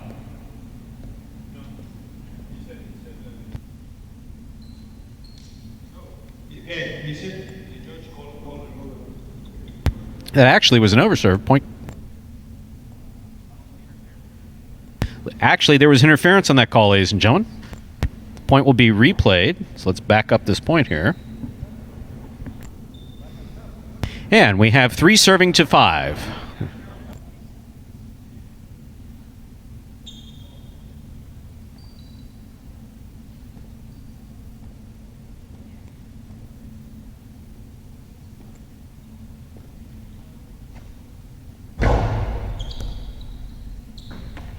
What a serve by El Barba.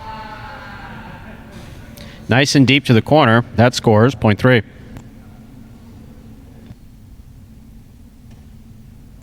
Three serves to the yellow shirt of post 6. Here's Ben.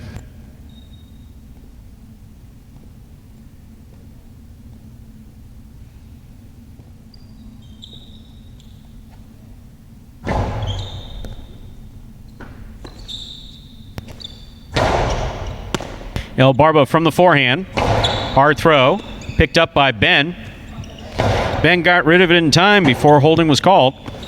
Outside placement. Will score. Point 3. El Barba does that outside placement from the rebote better than anyone else. That one scores again. 3 on the board with 4 points, serving to the pink shirt of post 7, Carballo.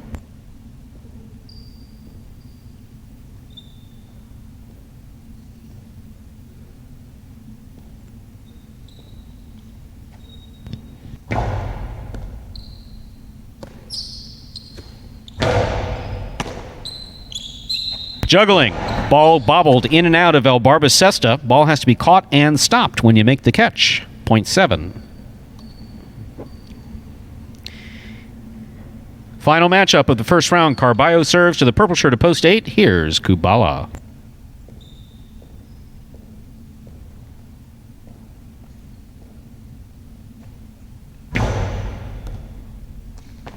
What a catch by Kubala off a beautiful serve by Carballo. Here's a good catch again by Kubala. Carballo on the backhand. Really hard to the inside. Kubala's there. Rebote forehand. We have a swing and a miss at the 6th line. Point 8.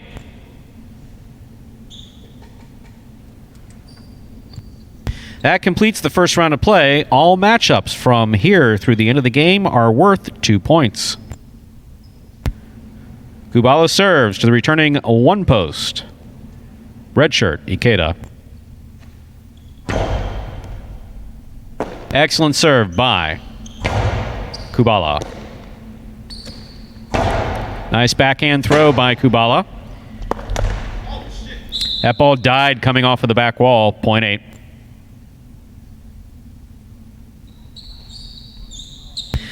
Kubala now up on the board with 3 points. He serves the returning blue shirt at post 2, Anderluck.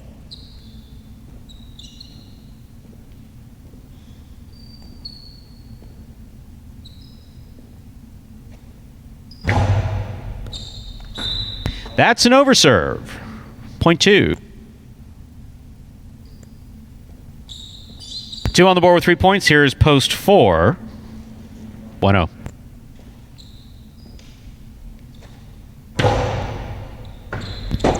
Wow. I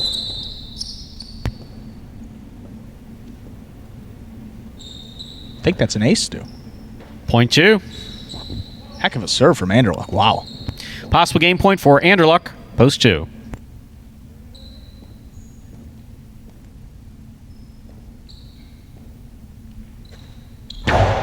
What a serve coming in. Great catch by Douglas. Here's Anderluck from the 9 line. Douglas on the forehand. Fakes the carom. Back inside. Anderluck with a hop makes the catch. Cortada, low and hard. Stopped by Douglas. Rebote going way, way, way out. Anderluck hangs in there and makes that rebote. Here's Douglas winding up. It's a 2-all. It's going to score point 5. What a point played for Anderluck and Douglas. Yeah, really nothing you can do there. Douglas could have kept it inside along that sidewall or gone for the kill shot. He went for the latter. Definitely scored. Here's post 6, Ben, the yellow shirt.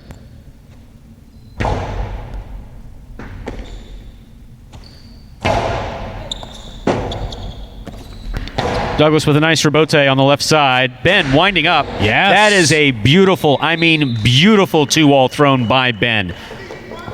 Excellent execution. Point 6. Definitely one of the best 2-walls you've seen Ben throw in his time here at Magic City. If he can get that shot down, it's going to be a big part of his game this year. Barber receives, post 3.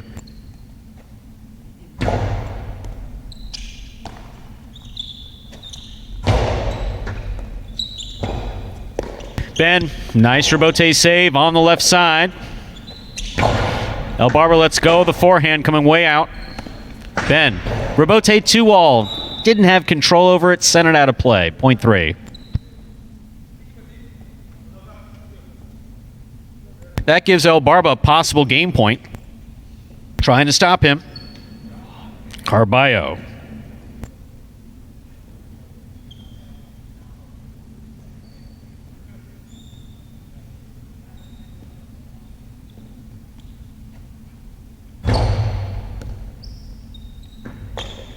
That's a good catch by Carballo and a nice throw. El Barba to the outside. Carballo's there. Carballo rifles it. It scores. Point 7. Carballo has 3 points. Receiving, post 1. Ikeda.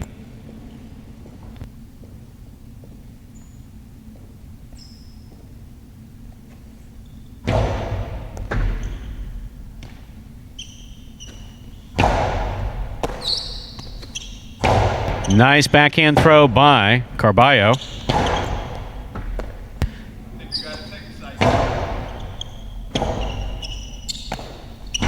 Outside placement of the forehand rebote. Nice effort. Difficult shot, but that lands out of play.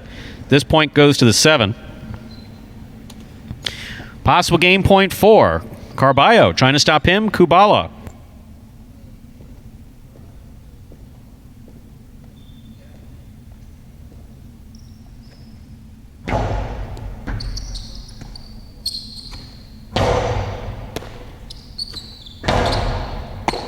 Kubala with the catch. With a hop. Carballo got it. Arm wound up at the side wall, but he managed to keep it in.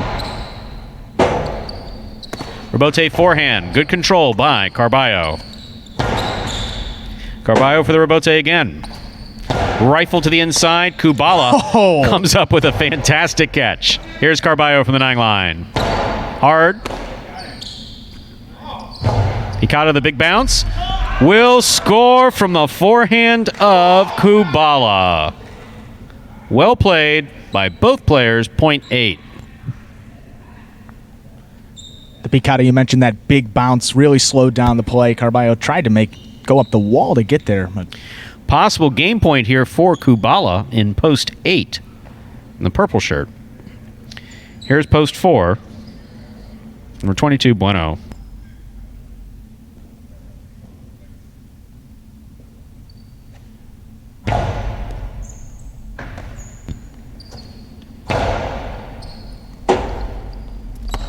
Kubala hangs in there to make the save. Here's Bueno from the 9 line.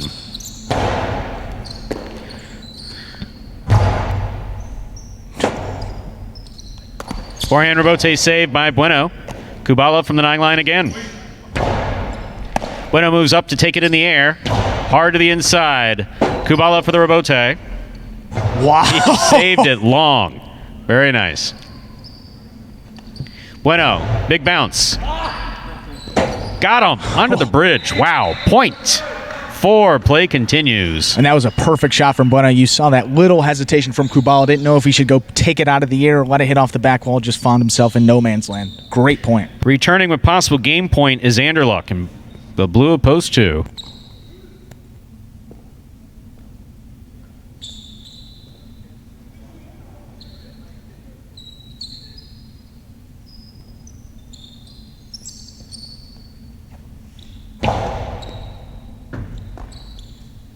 Anderluck.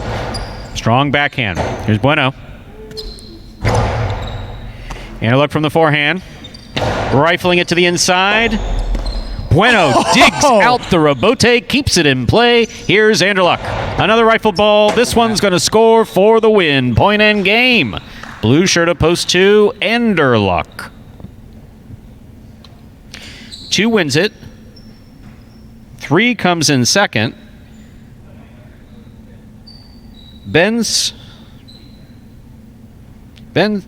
Carballo serves Kubala for 3rd place.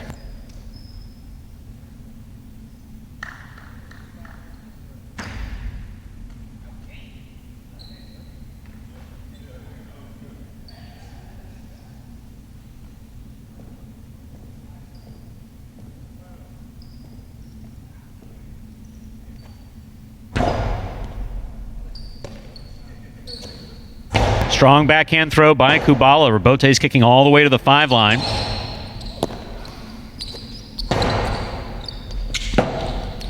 Carballo to the outside. Kubala's there. Good catch by Kubala. Rebote beautifully thrown by Carballo. Here's Kubala at the 9 line. Picata, that's the big bounce. Picked off on the forehand of Carballo. Then he lost it. Point and 3rd place goes to Kubala. Well-earned 3rd place by Kubala. Unofficial order finish 2-3-8.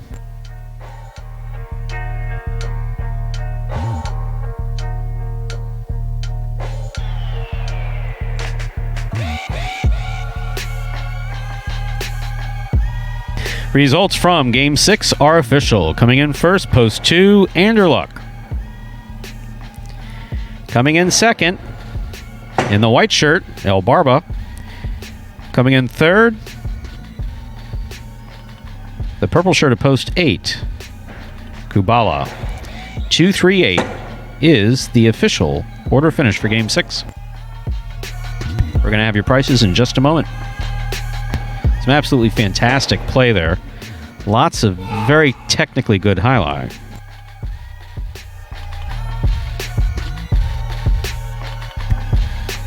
Kubala and Carballo hanging in there, battling for every point. What we saw there at the end with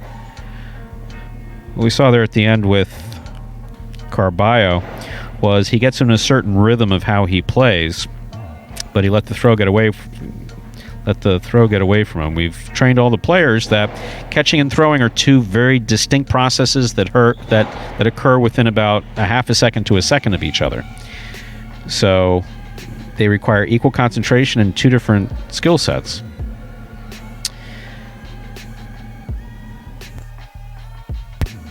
There are prices. That's a respectable win. 2 to win, returning $26.20.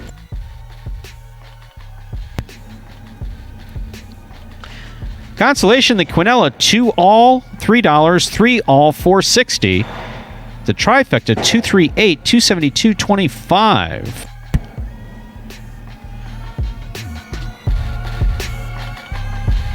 So once again, with that, Quinella, 2 all means that no one had the 2-3 wagered. So 2 with all numbers is $3 in the Quinella. 3 with all numbers is $4.60. Second number of the pick 3 results, 252, 257.60. Pick 3, 252, returning 257.60. Up next is Game 7, spectacular 7 scoring, meaning all points double after the first round of play. Game 7 is going to close out the high 5. We have 3 games remaining in today's performance. There are no scratches in Game 7, and Andrew, I mean, got to give credit where credit's due. They both had possible game point. I think I got a text from someone saying that I was an idiot for questioning you on that. I have to read the... Ooh, that's a little aggressive coming from that person in particular. Wow.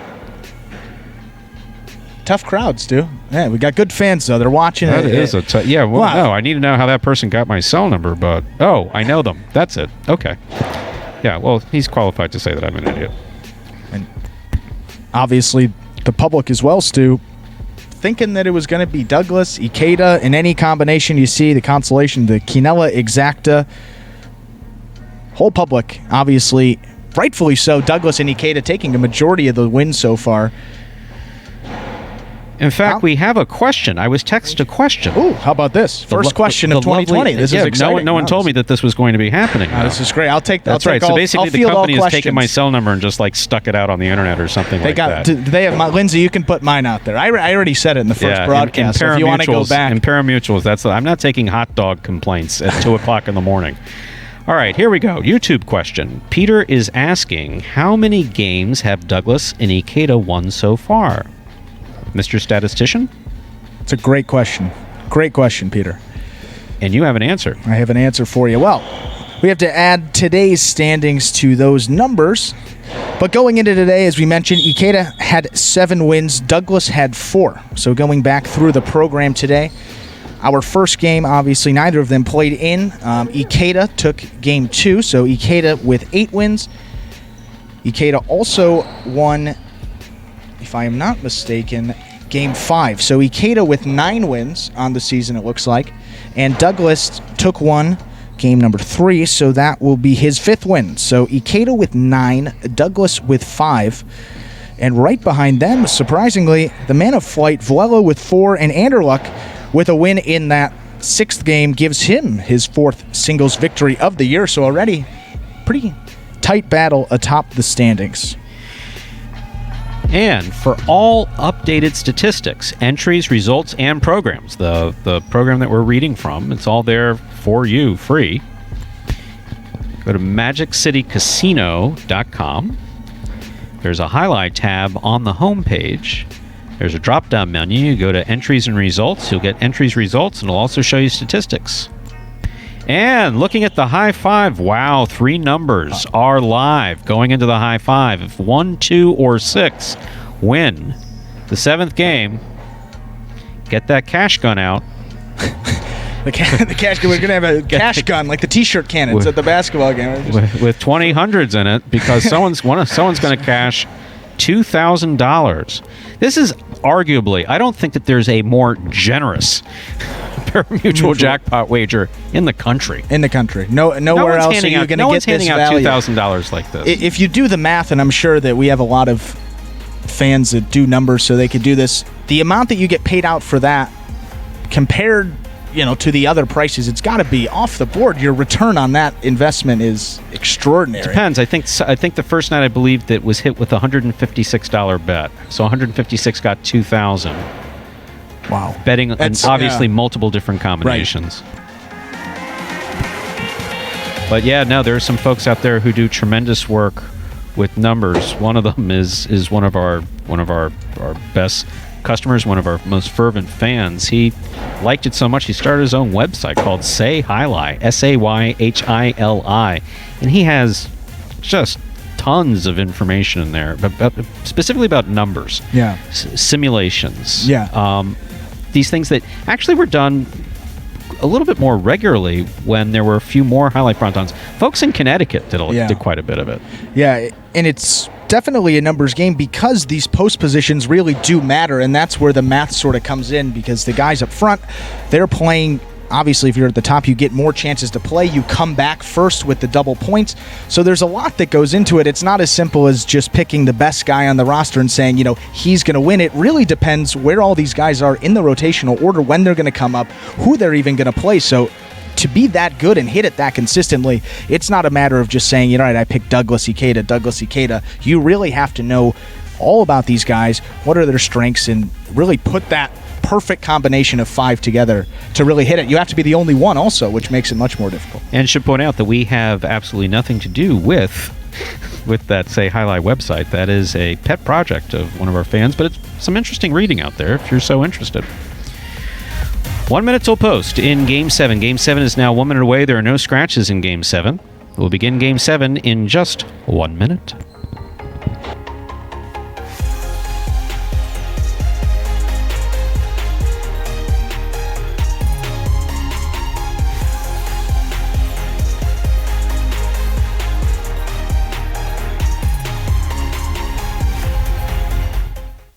We are ready to begin game number 7. Spectacular 7 singles match, played to 7 points. Points double after the first round of play. Game 7 concludes the high 5 jackpot. $2,000 on the line for 3 of these numbers. Serving in the red shirt at post 1, Cool Fitness. Receiving in the blue, post 2, Bowello.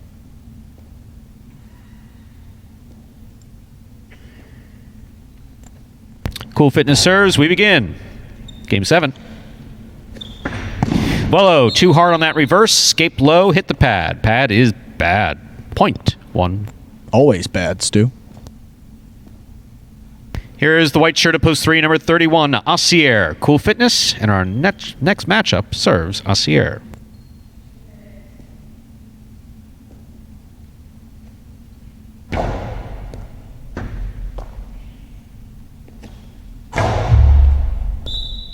That hit the overhead screen, which is out of play. Point 1. Cool Fitness starts off with 2 points. Here is Fred in the green shirt, at post 4.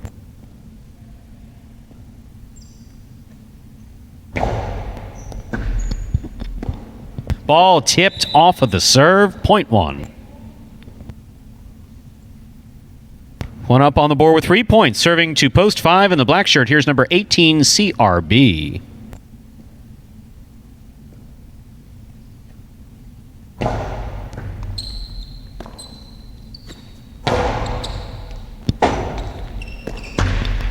That ball hit the overhead screen off the rebote. Point goes to the 5. Our next matchup, CRB serves to Diaz in the yellow shirt at post 6.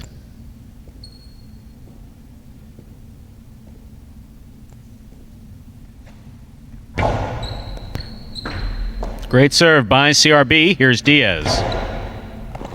Ball tipped by CRB. Point 6. Here's the pink shirt of post 7, Lamonte receiving.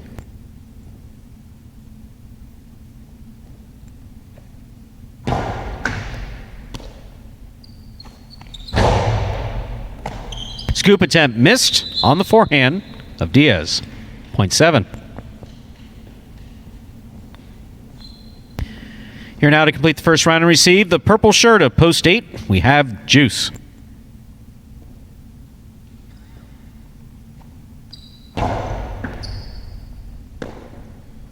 Ball tipped off the serve, point 7.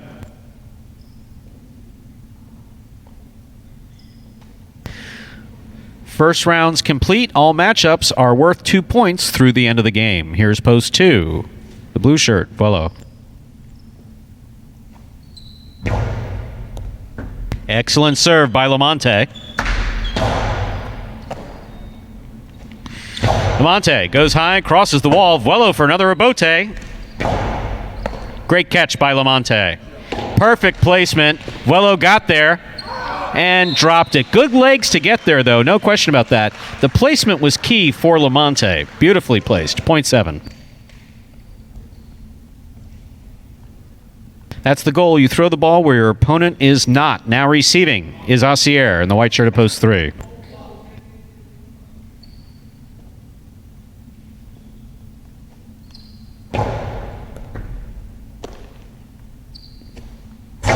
It's a hard throw by Aussier. Forehand rebote by Lamonte. Scores. Point 7.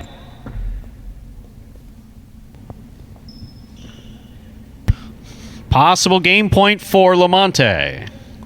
Trying to stop him, Fred.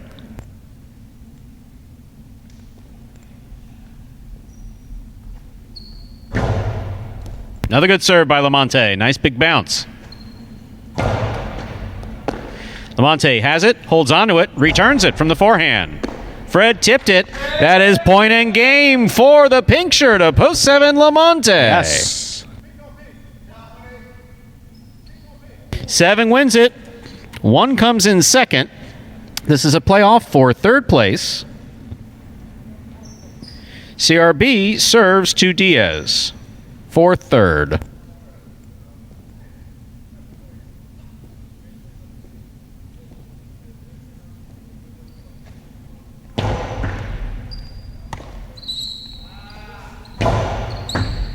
Great catch by CRB. Nice throw. Diaz for the rebote on the forehand. Diaz on the forehand again. Catch by CRB. What a scoop by Diaz. Karam. Diaz read it, stopped it. Cortada, low and hard above the pad, will score for Diaz. Beautifully thrown. Third place goes to Diaz in the yellow shirt of post 6. Unofficial order finish is 7-1-6.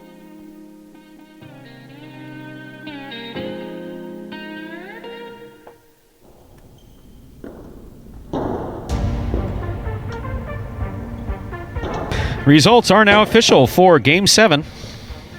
Coming in first, Lamonte. It's his first win of the season. Well earned. Second place, Cool Fitness in the red shirt of post 1. Third place, Diaz. Off a beautiful cortada. That cortada means that he threw it from the forehand just above the pad. Real low, real hard to the inside and scoring. That is a cortada.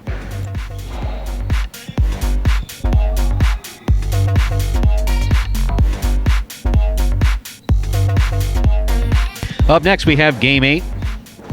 Spectacular 7 scoring. But we're going to have prices from Game 7 in just a moment. The high five stands 42527, 4 of 5 numbers, returning 10260.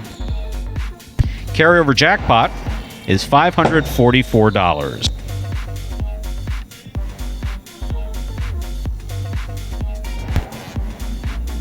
There's a consolation in the win pool. 1 to win, returning 1720. No one had 7 to win, so we have 1 to win, returning 1720. So if you have a 1 to win, don't throw that ticket away.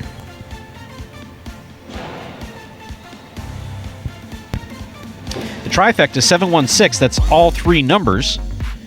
189.25 in the Quinella 17. Come in any order, 17 or 71.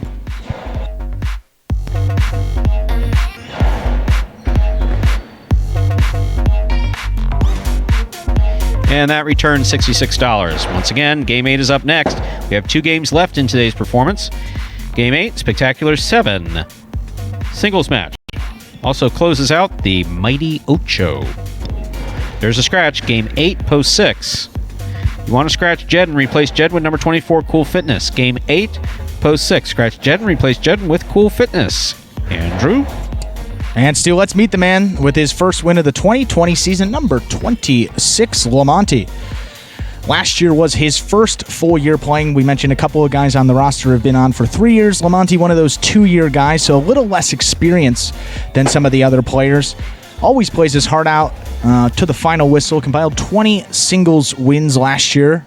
Obviously looking to build upon that performance with another off-season of practice, a full season of playing with these guys, knowing their strengths. Certainly should be in for a much stronger 2020 campaign. Lamonti also a former member of the United States Coast Guard. So that's why his player comparison we have here. I went with David Robinson, the Admiral, an NBA player who served in the Navy. Obviously a parallel there. Both served our country. And also just their willpower. I mean, both of these guys, they had a late start to their professional career, incredibly tough-minded. Really, they don't like excuses. They go out there. They like to get it done. They have a strong desire to win and improve. Obviously, David Robinson on those Spurs teams, they won a couple of championships. He was a great player. And also a great mentor for the younger players as well in this Jai-Alai League here at Magic City. Lamonti, one of the older players we have. So I always teaching the younger guys, and I see a lot of guys, Carbino in particular, they have a really strong relationship.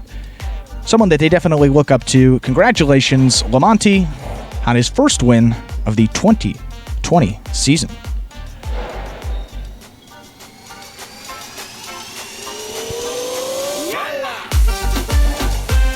And you see on the screen right now, the Mighty Ocho payouts. Yes, folks. You see those numbers, 5 of 8, 6 of 8 next to it. That obviously means that nobody has all 8. If someone would have all 8, there would be no 5 of 8, 6 of 8, 7 of 8, 3 of 8, as it's been a couple of these other days.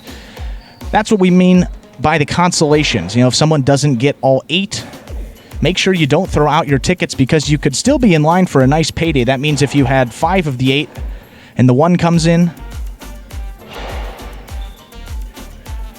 you will be a winner and take home that $34. Not the jackpot, obviously, that everyone's going for, but you take home a nice little payday off of that $1 investment for the Mighty Ocho. And that will be going all year.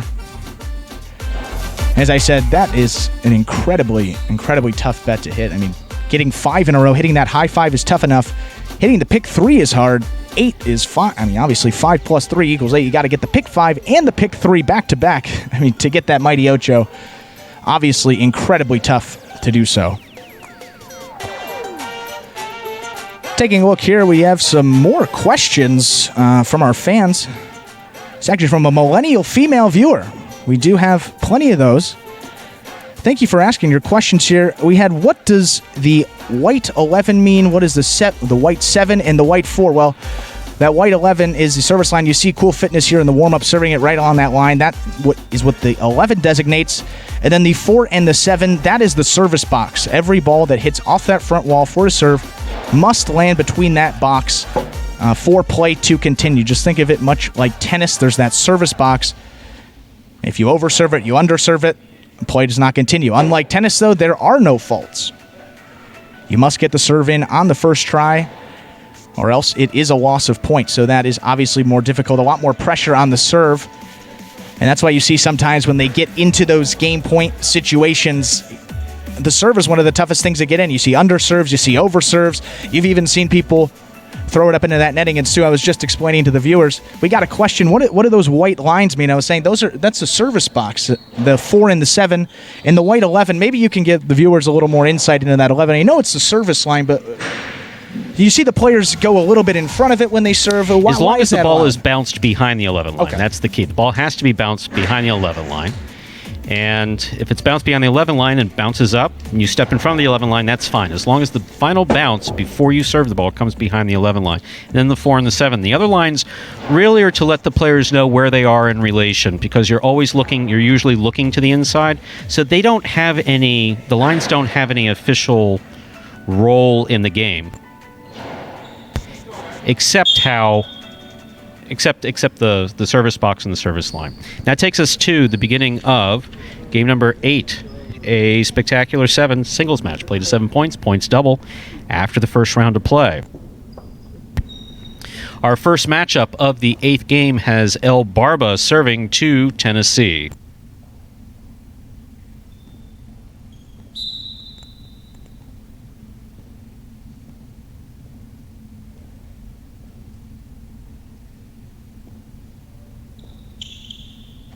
There's the serve. We begin game 8.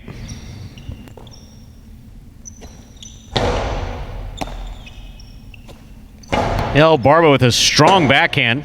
Tennessee makes the rebote on the left side.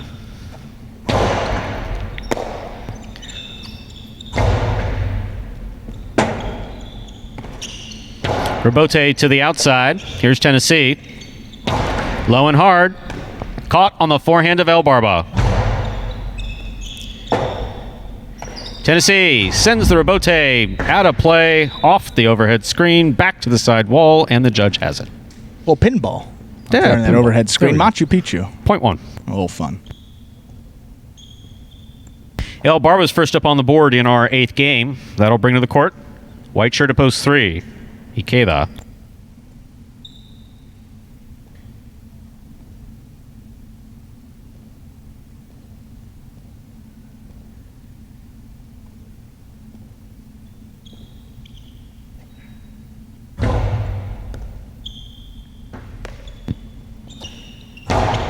It's a nice backhand throw by Ikeda. El Barba rifles the rebote. Ikeda has it. Ikeda faked the carom, put it back inside. That scores. Point 3. Now receiving the green shirt of post 4. Our next matchup has Ikeda serving to Anderluck.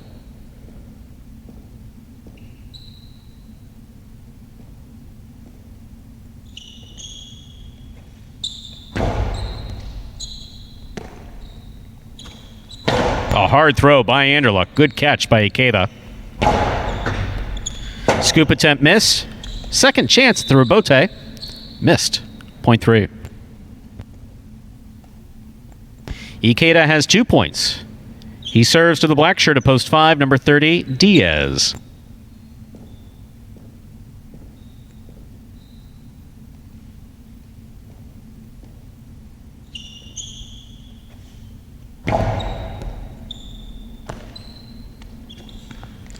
It's a beautiful throw by Diaz, taken in the air by Ikeda. Great catch by Diaz. Ikeda catches the ball in the air, fakes the carom, puts it inside. Point 3.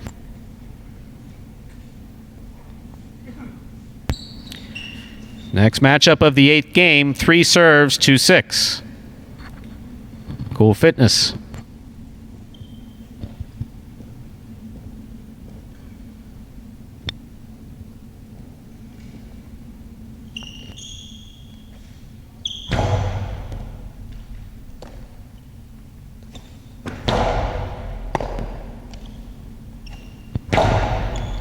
Cool Fitness with a good catch.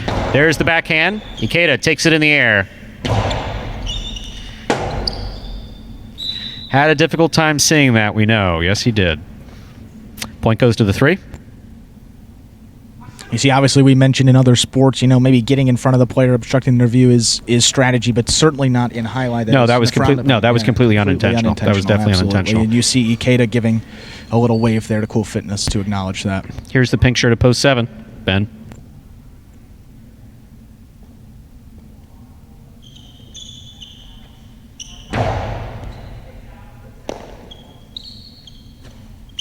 Powerful forehand throw by Ben. Ikeda hops into it, makes the catch.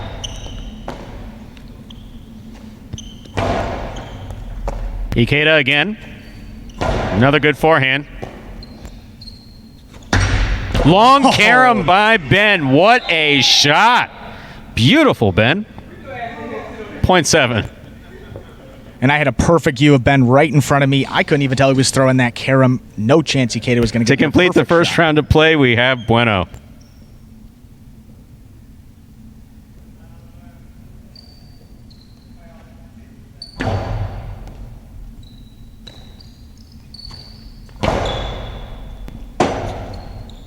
Ben makes the rebote save. Almost. That hit the pad. 0.8.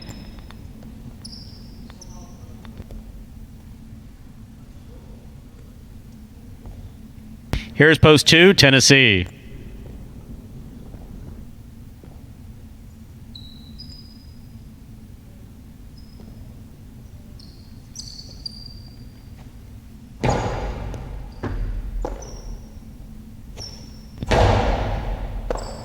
Ball off the tip of Bueno Cesta, 0.2.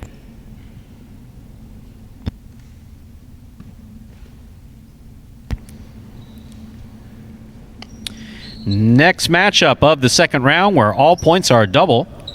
Here's post 1, El Barba.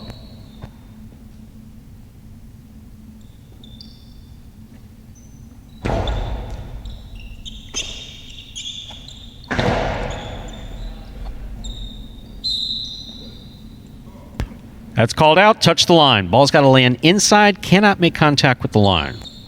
0.2. Here's post 4. Anderluck.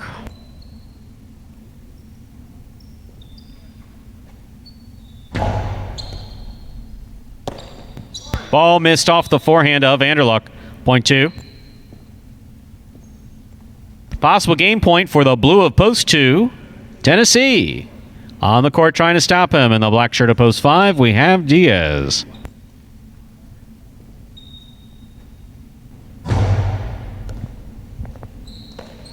Good catch by Diaz.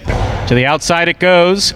It lands in and scores perfectly, 0.5. Just unlucky there for Tennessee. Diaz just keeping it inside and no rebote. Play continues. Our next matchup, Diaz versus Cool Fitness. Cool Fitness receives in the yellow shirt.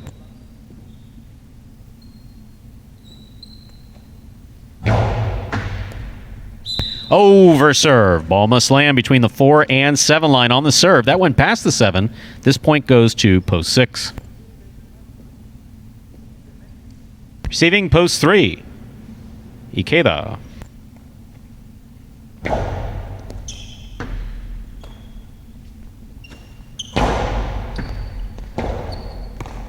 What a rebote save. Oh, that hit the top of the pad. 0.3. Cool Fitness obviously thought that one was just going to hit above the pad. A little unlucky. Not much space on the top of that pad, Stu, to hit right there. That's unfortunate. No, there wasn't. That was a good effort, though. That gives Ikeda a possible game point. Here in post 3, trying to stop him is Ben.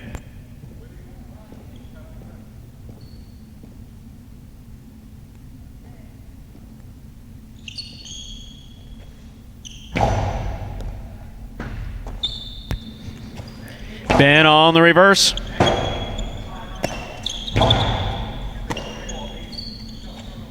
It's a hard throw by Ben. Ikeda takes it in the air.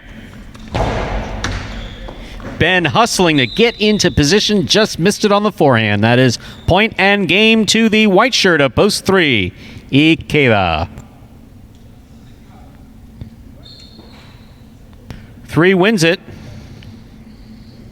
Tennessee comes in second. This is a playoff for third place between Diaz and Cool Fitness.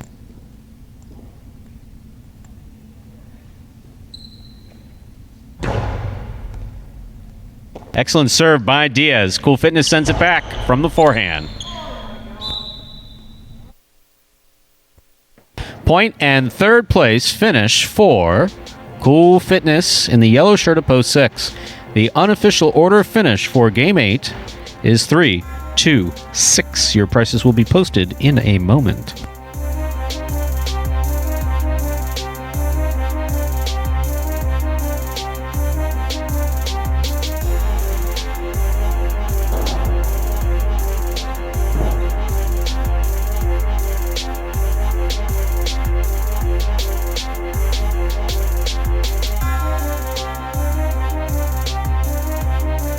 Results are official from Game 8. Coming in first was Ikeda. Taking second, Tennessee. Coming in third, in the 6, was Cool Fitness. Cool Fitness was substituting for Jedden. 3-2-6, the official order of finish, and we'll have prices for you in just a moment.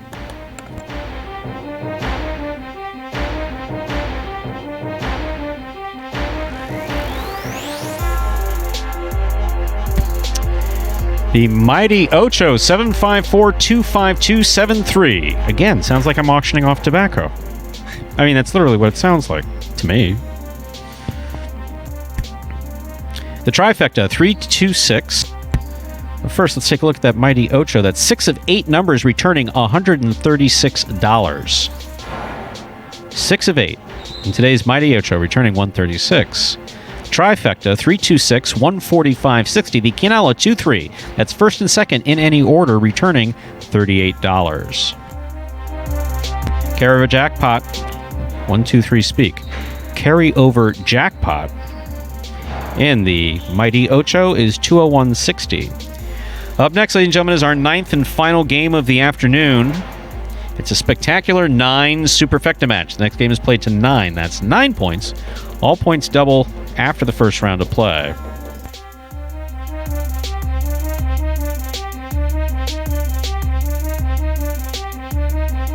There are no scratches in game number 9. Post time is just about 7 minutes away. And Stu didn't take long for that Ikeda guy to find the winner's circle again. Just took one game off and taking the victory in Game 8, and he'll be back up, I believe, in Game 9. Yes, he'll be playing out of the 3-post. So even more opportunity for Ikeda to keep piling on the wins.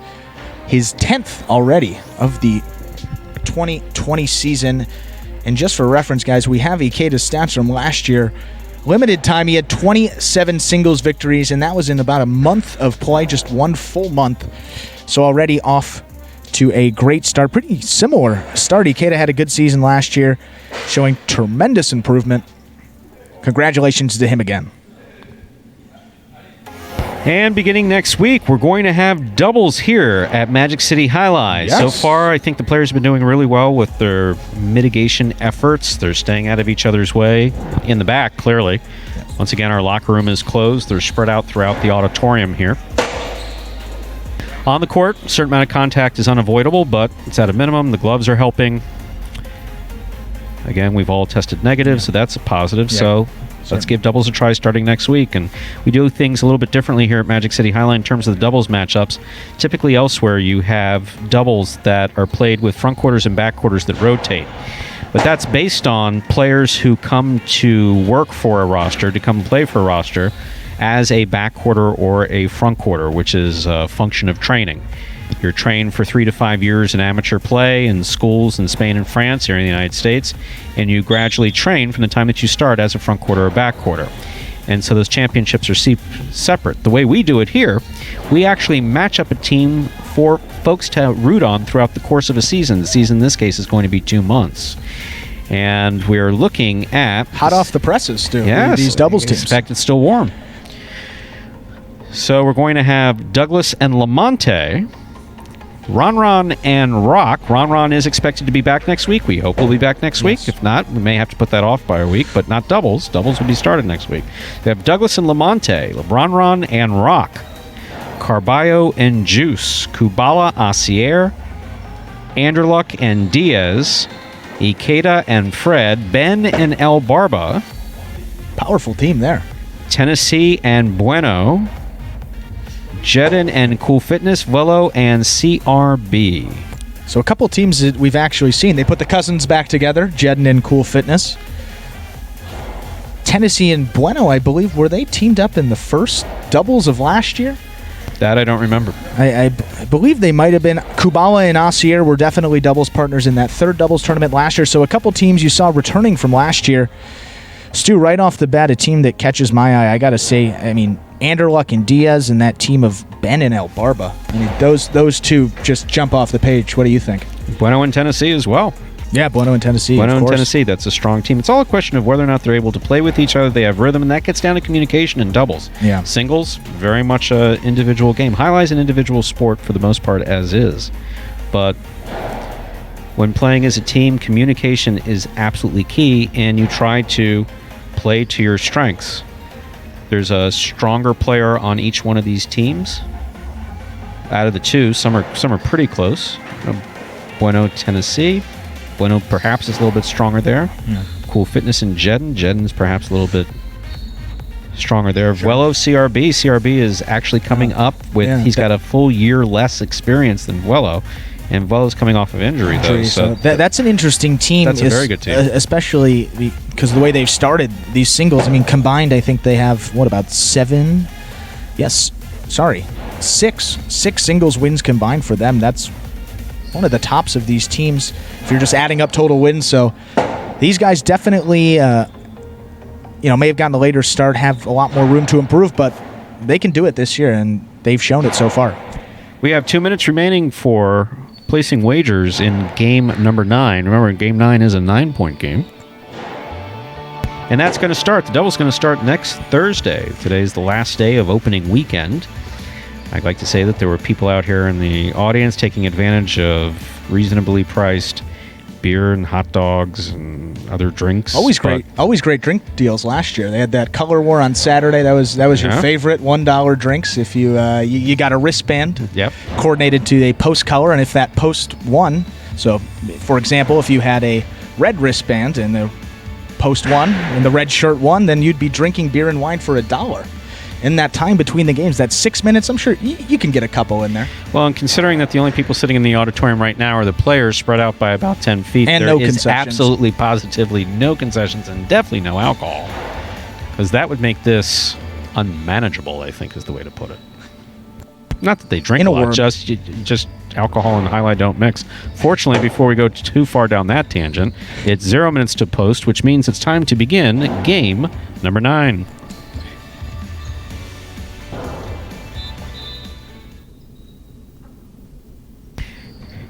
And away we go with our 9th and final game of the afternoon. A spectacular 9 Superfecta match. This game is played to 9 points. Points double after the first round of play. Our first matchup of Game 9 has Douglas serving to Carballo.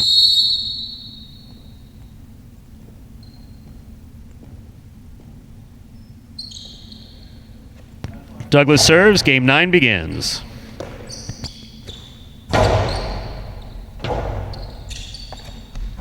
Douglas on a strong rebote. That scores point 1.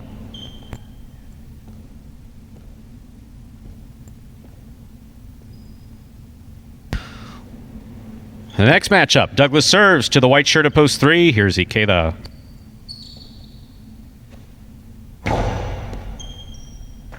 Great catch by Ikeda off a good serve by Douglas. Douglas winds up and puts the rebote inside. That's a beautiful rebote thrown by Ikeda. Oh, what a shot thrown by Douglas. Wow. 2-all scores point 1. Yeah, if you've never seen highlight before, you don't understand how good that shot is, too. Here's the green shirt of post 4, El Barba.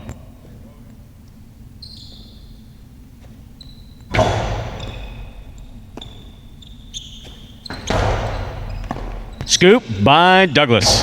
Hard throw. Robote coming out to El Barba. El Barba to the outside. It's gonna score. Point 4.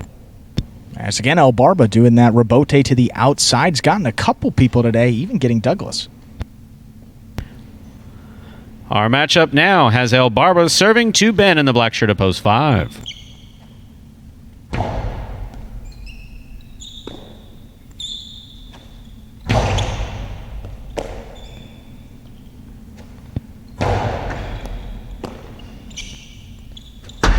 Long carom by Ben's gonna score. Another one for Ben. Beautifully thrown. Carom. Carom is ball thrown hard. Sidewall, front wall, floor, and out. Beautiful. Point 5. Here's post 6. Bueno receiving.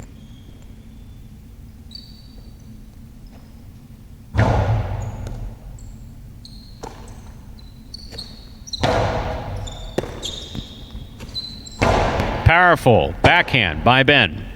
Bueno for the rebote, flipped out, 0.5.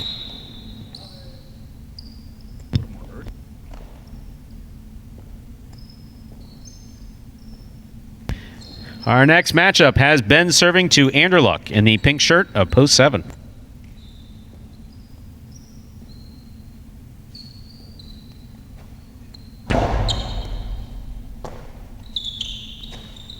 Outside placement from the forehand of Anderluck. It's about a foot wide.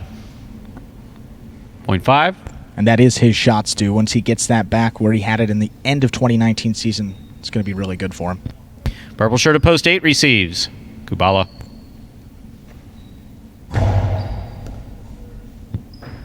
Great serve by Ben. Equally good catch by Kubala. Here's Ben on the backhand. Kubala hangs in the backcourt to make that catch in the air. With a hop, he missed it. 0.8. That's that thing we talk about, jumping unnecessarily, Stu. That's an example right there. You never want to leave your feet. That ball just took a bit of a turn off that wall. Got by Ben. That completes the first round of play. All points are now double. First to return, Carballo.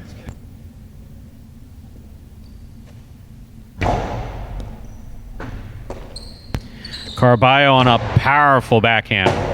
Rebote, left side. It's a 2-all. It scores. Well thrown, 0.8.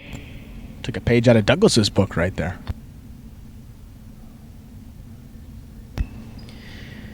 Returning and receiving, Ikeda.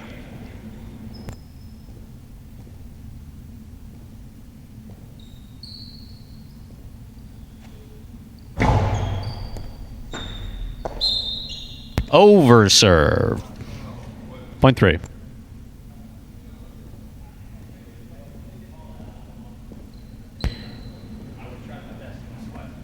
Here's post 1 in the red shirt, Douglas.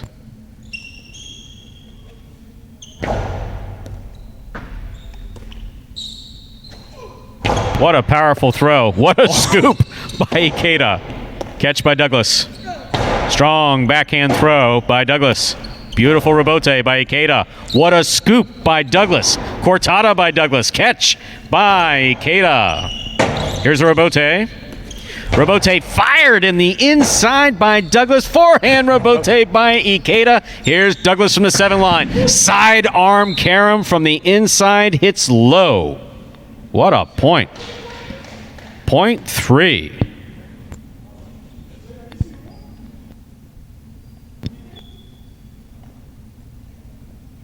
Here's post 4, El Barba.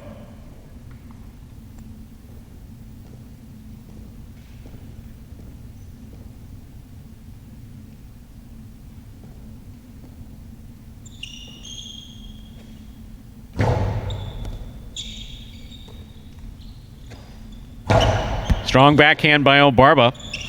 Ikeda goes hard to the inside. El Barba's there. Forehand rebote. Low and hard from Ikeda. El Barba's there again. Ikeda hustling to make that save. Just missed it. 0.4.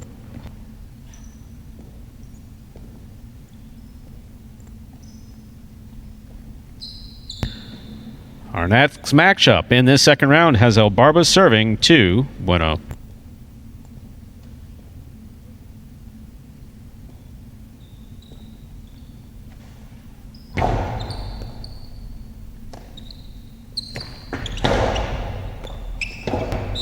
Ball goes off the tip of El Barba's cesta. 0.6. Bueno has 2 points, and he serves to Ben in the black shirt of post 5.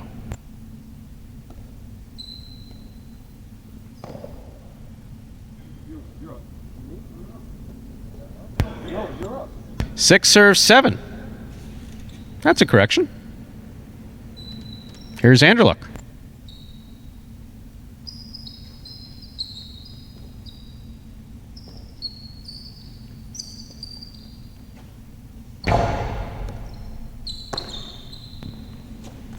Anderluck comes over the top. Big bounce. That's called picada. And it scores. 0.7.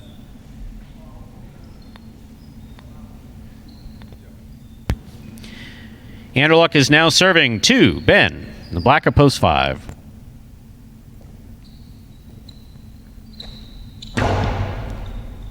Great catch by Ben off a great serve by Anderluck. Anderluck was there, just couldn't pick up the scoop. Point 5.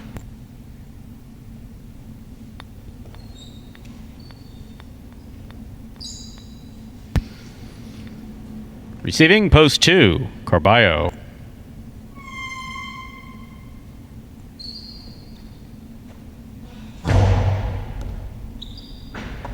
Carballo with a nice catch deep in the backcourt. Ben reaching out, just missed it. Point 2.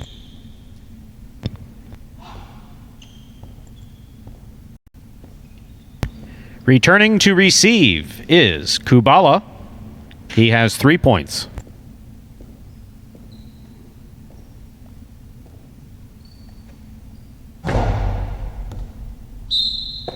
Ball is an overserve. Must land between the 4 and 7 line on the serve. This point goes to the 8. 8 has 5 points, but remember, this is a 9-point game. Douglas receives.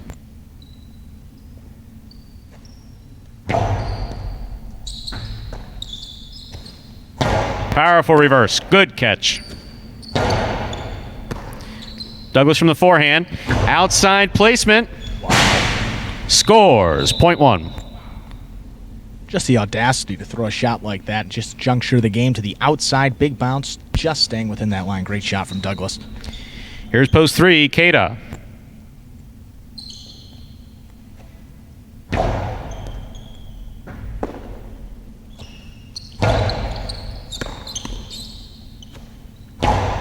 Powerful forehand throw. Hard thrown ball. Comes back out to the rebote as a line drive. Wow, point 1.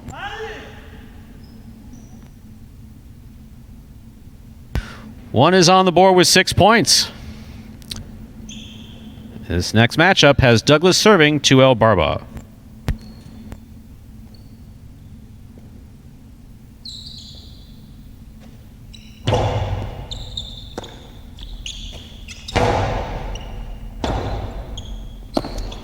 Beautiful forehand rebote by Douglas.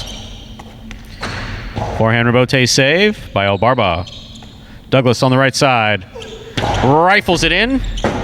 And it scores. Point 1. Douglas has 8 points and therefore a possible game point for Douglas. On the court trying to stop him. Post 6. Bueno.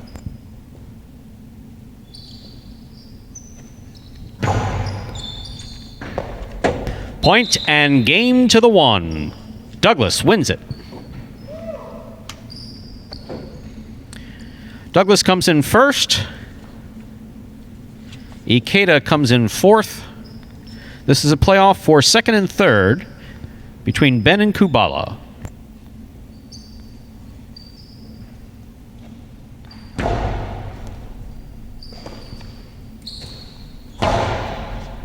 Great catch by Ben at the 10 line.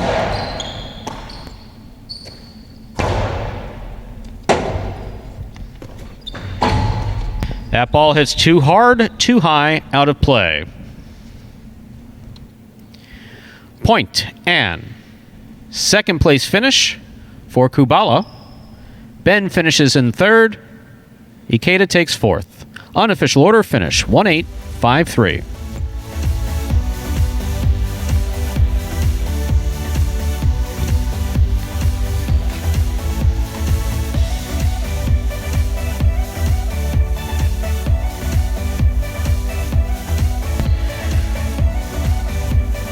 Results from Game 9 are official. Coming in first, Douglas in the red shirt at post 1. Second, Kubala. Third, Ben. Fourth, Ikeda. 1-8, 5-3 is the result from Game 9. There are your prices. The Quinella 1-8, 16-20. The Trifecta 185, 186. 185 rather, 186-20. That's first, second, and third. Superfecta, first through fourth place, 1-8, 5-3, 42-97.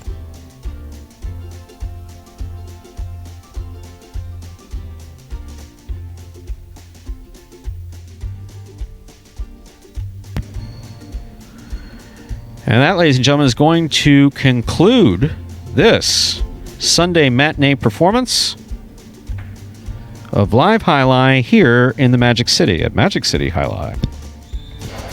That also concludes, Andrew, our opening weekend for 2020, year 3. Who'd have thought it, huh?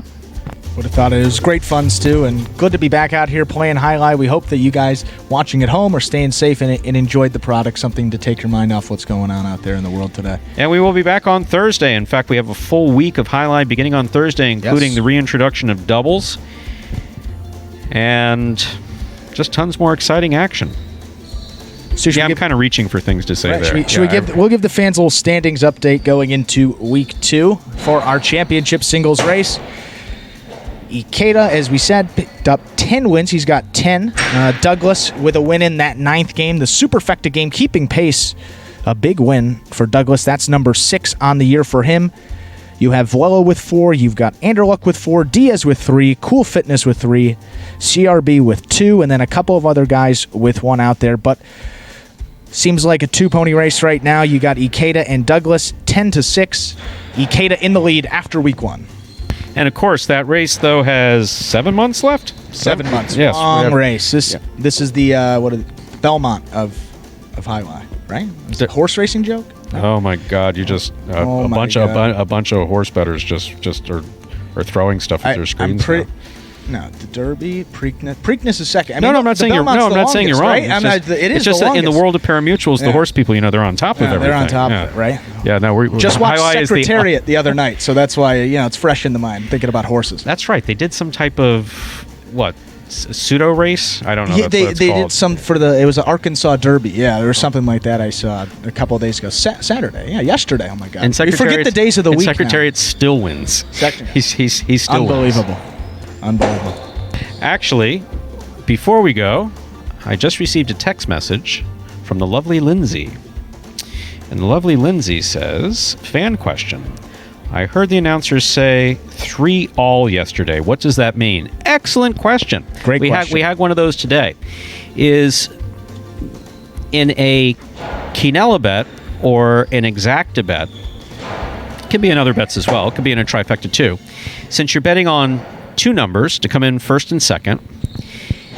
If one of those combinations is not covered, so that means that no one placed a bet on it, there's a consolation. We don't keep any money if no one placed the bet. That's not the way it works. The money is always distributed amongst the people who have placed wagers in that particular pool. So everybody who placed a Quinella bet, your money is pooled together, etc. So in the case of an all, that means that it is, in the example you gave us, 3 with all is 3 with all numbers. So 3 with all numbers because no one had it the way it exactly came in. So 3 with all numbers pays whatever it says that it's going to pay. And that is a consolation payoff. We don't like to see those. We like to have all of the numbers covered, but that is what that means. Great explanation, sir. Couldn't have done it better myself. I'm glad you took that one.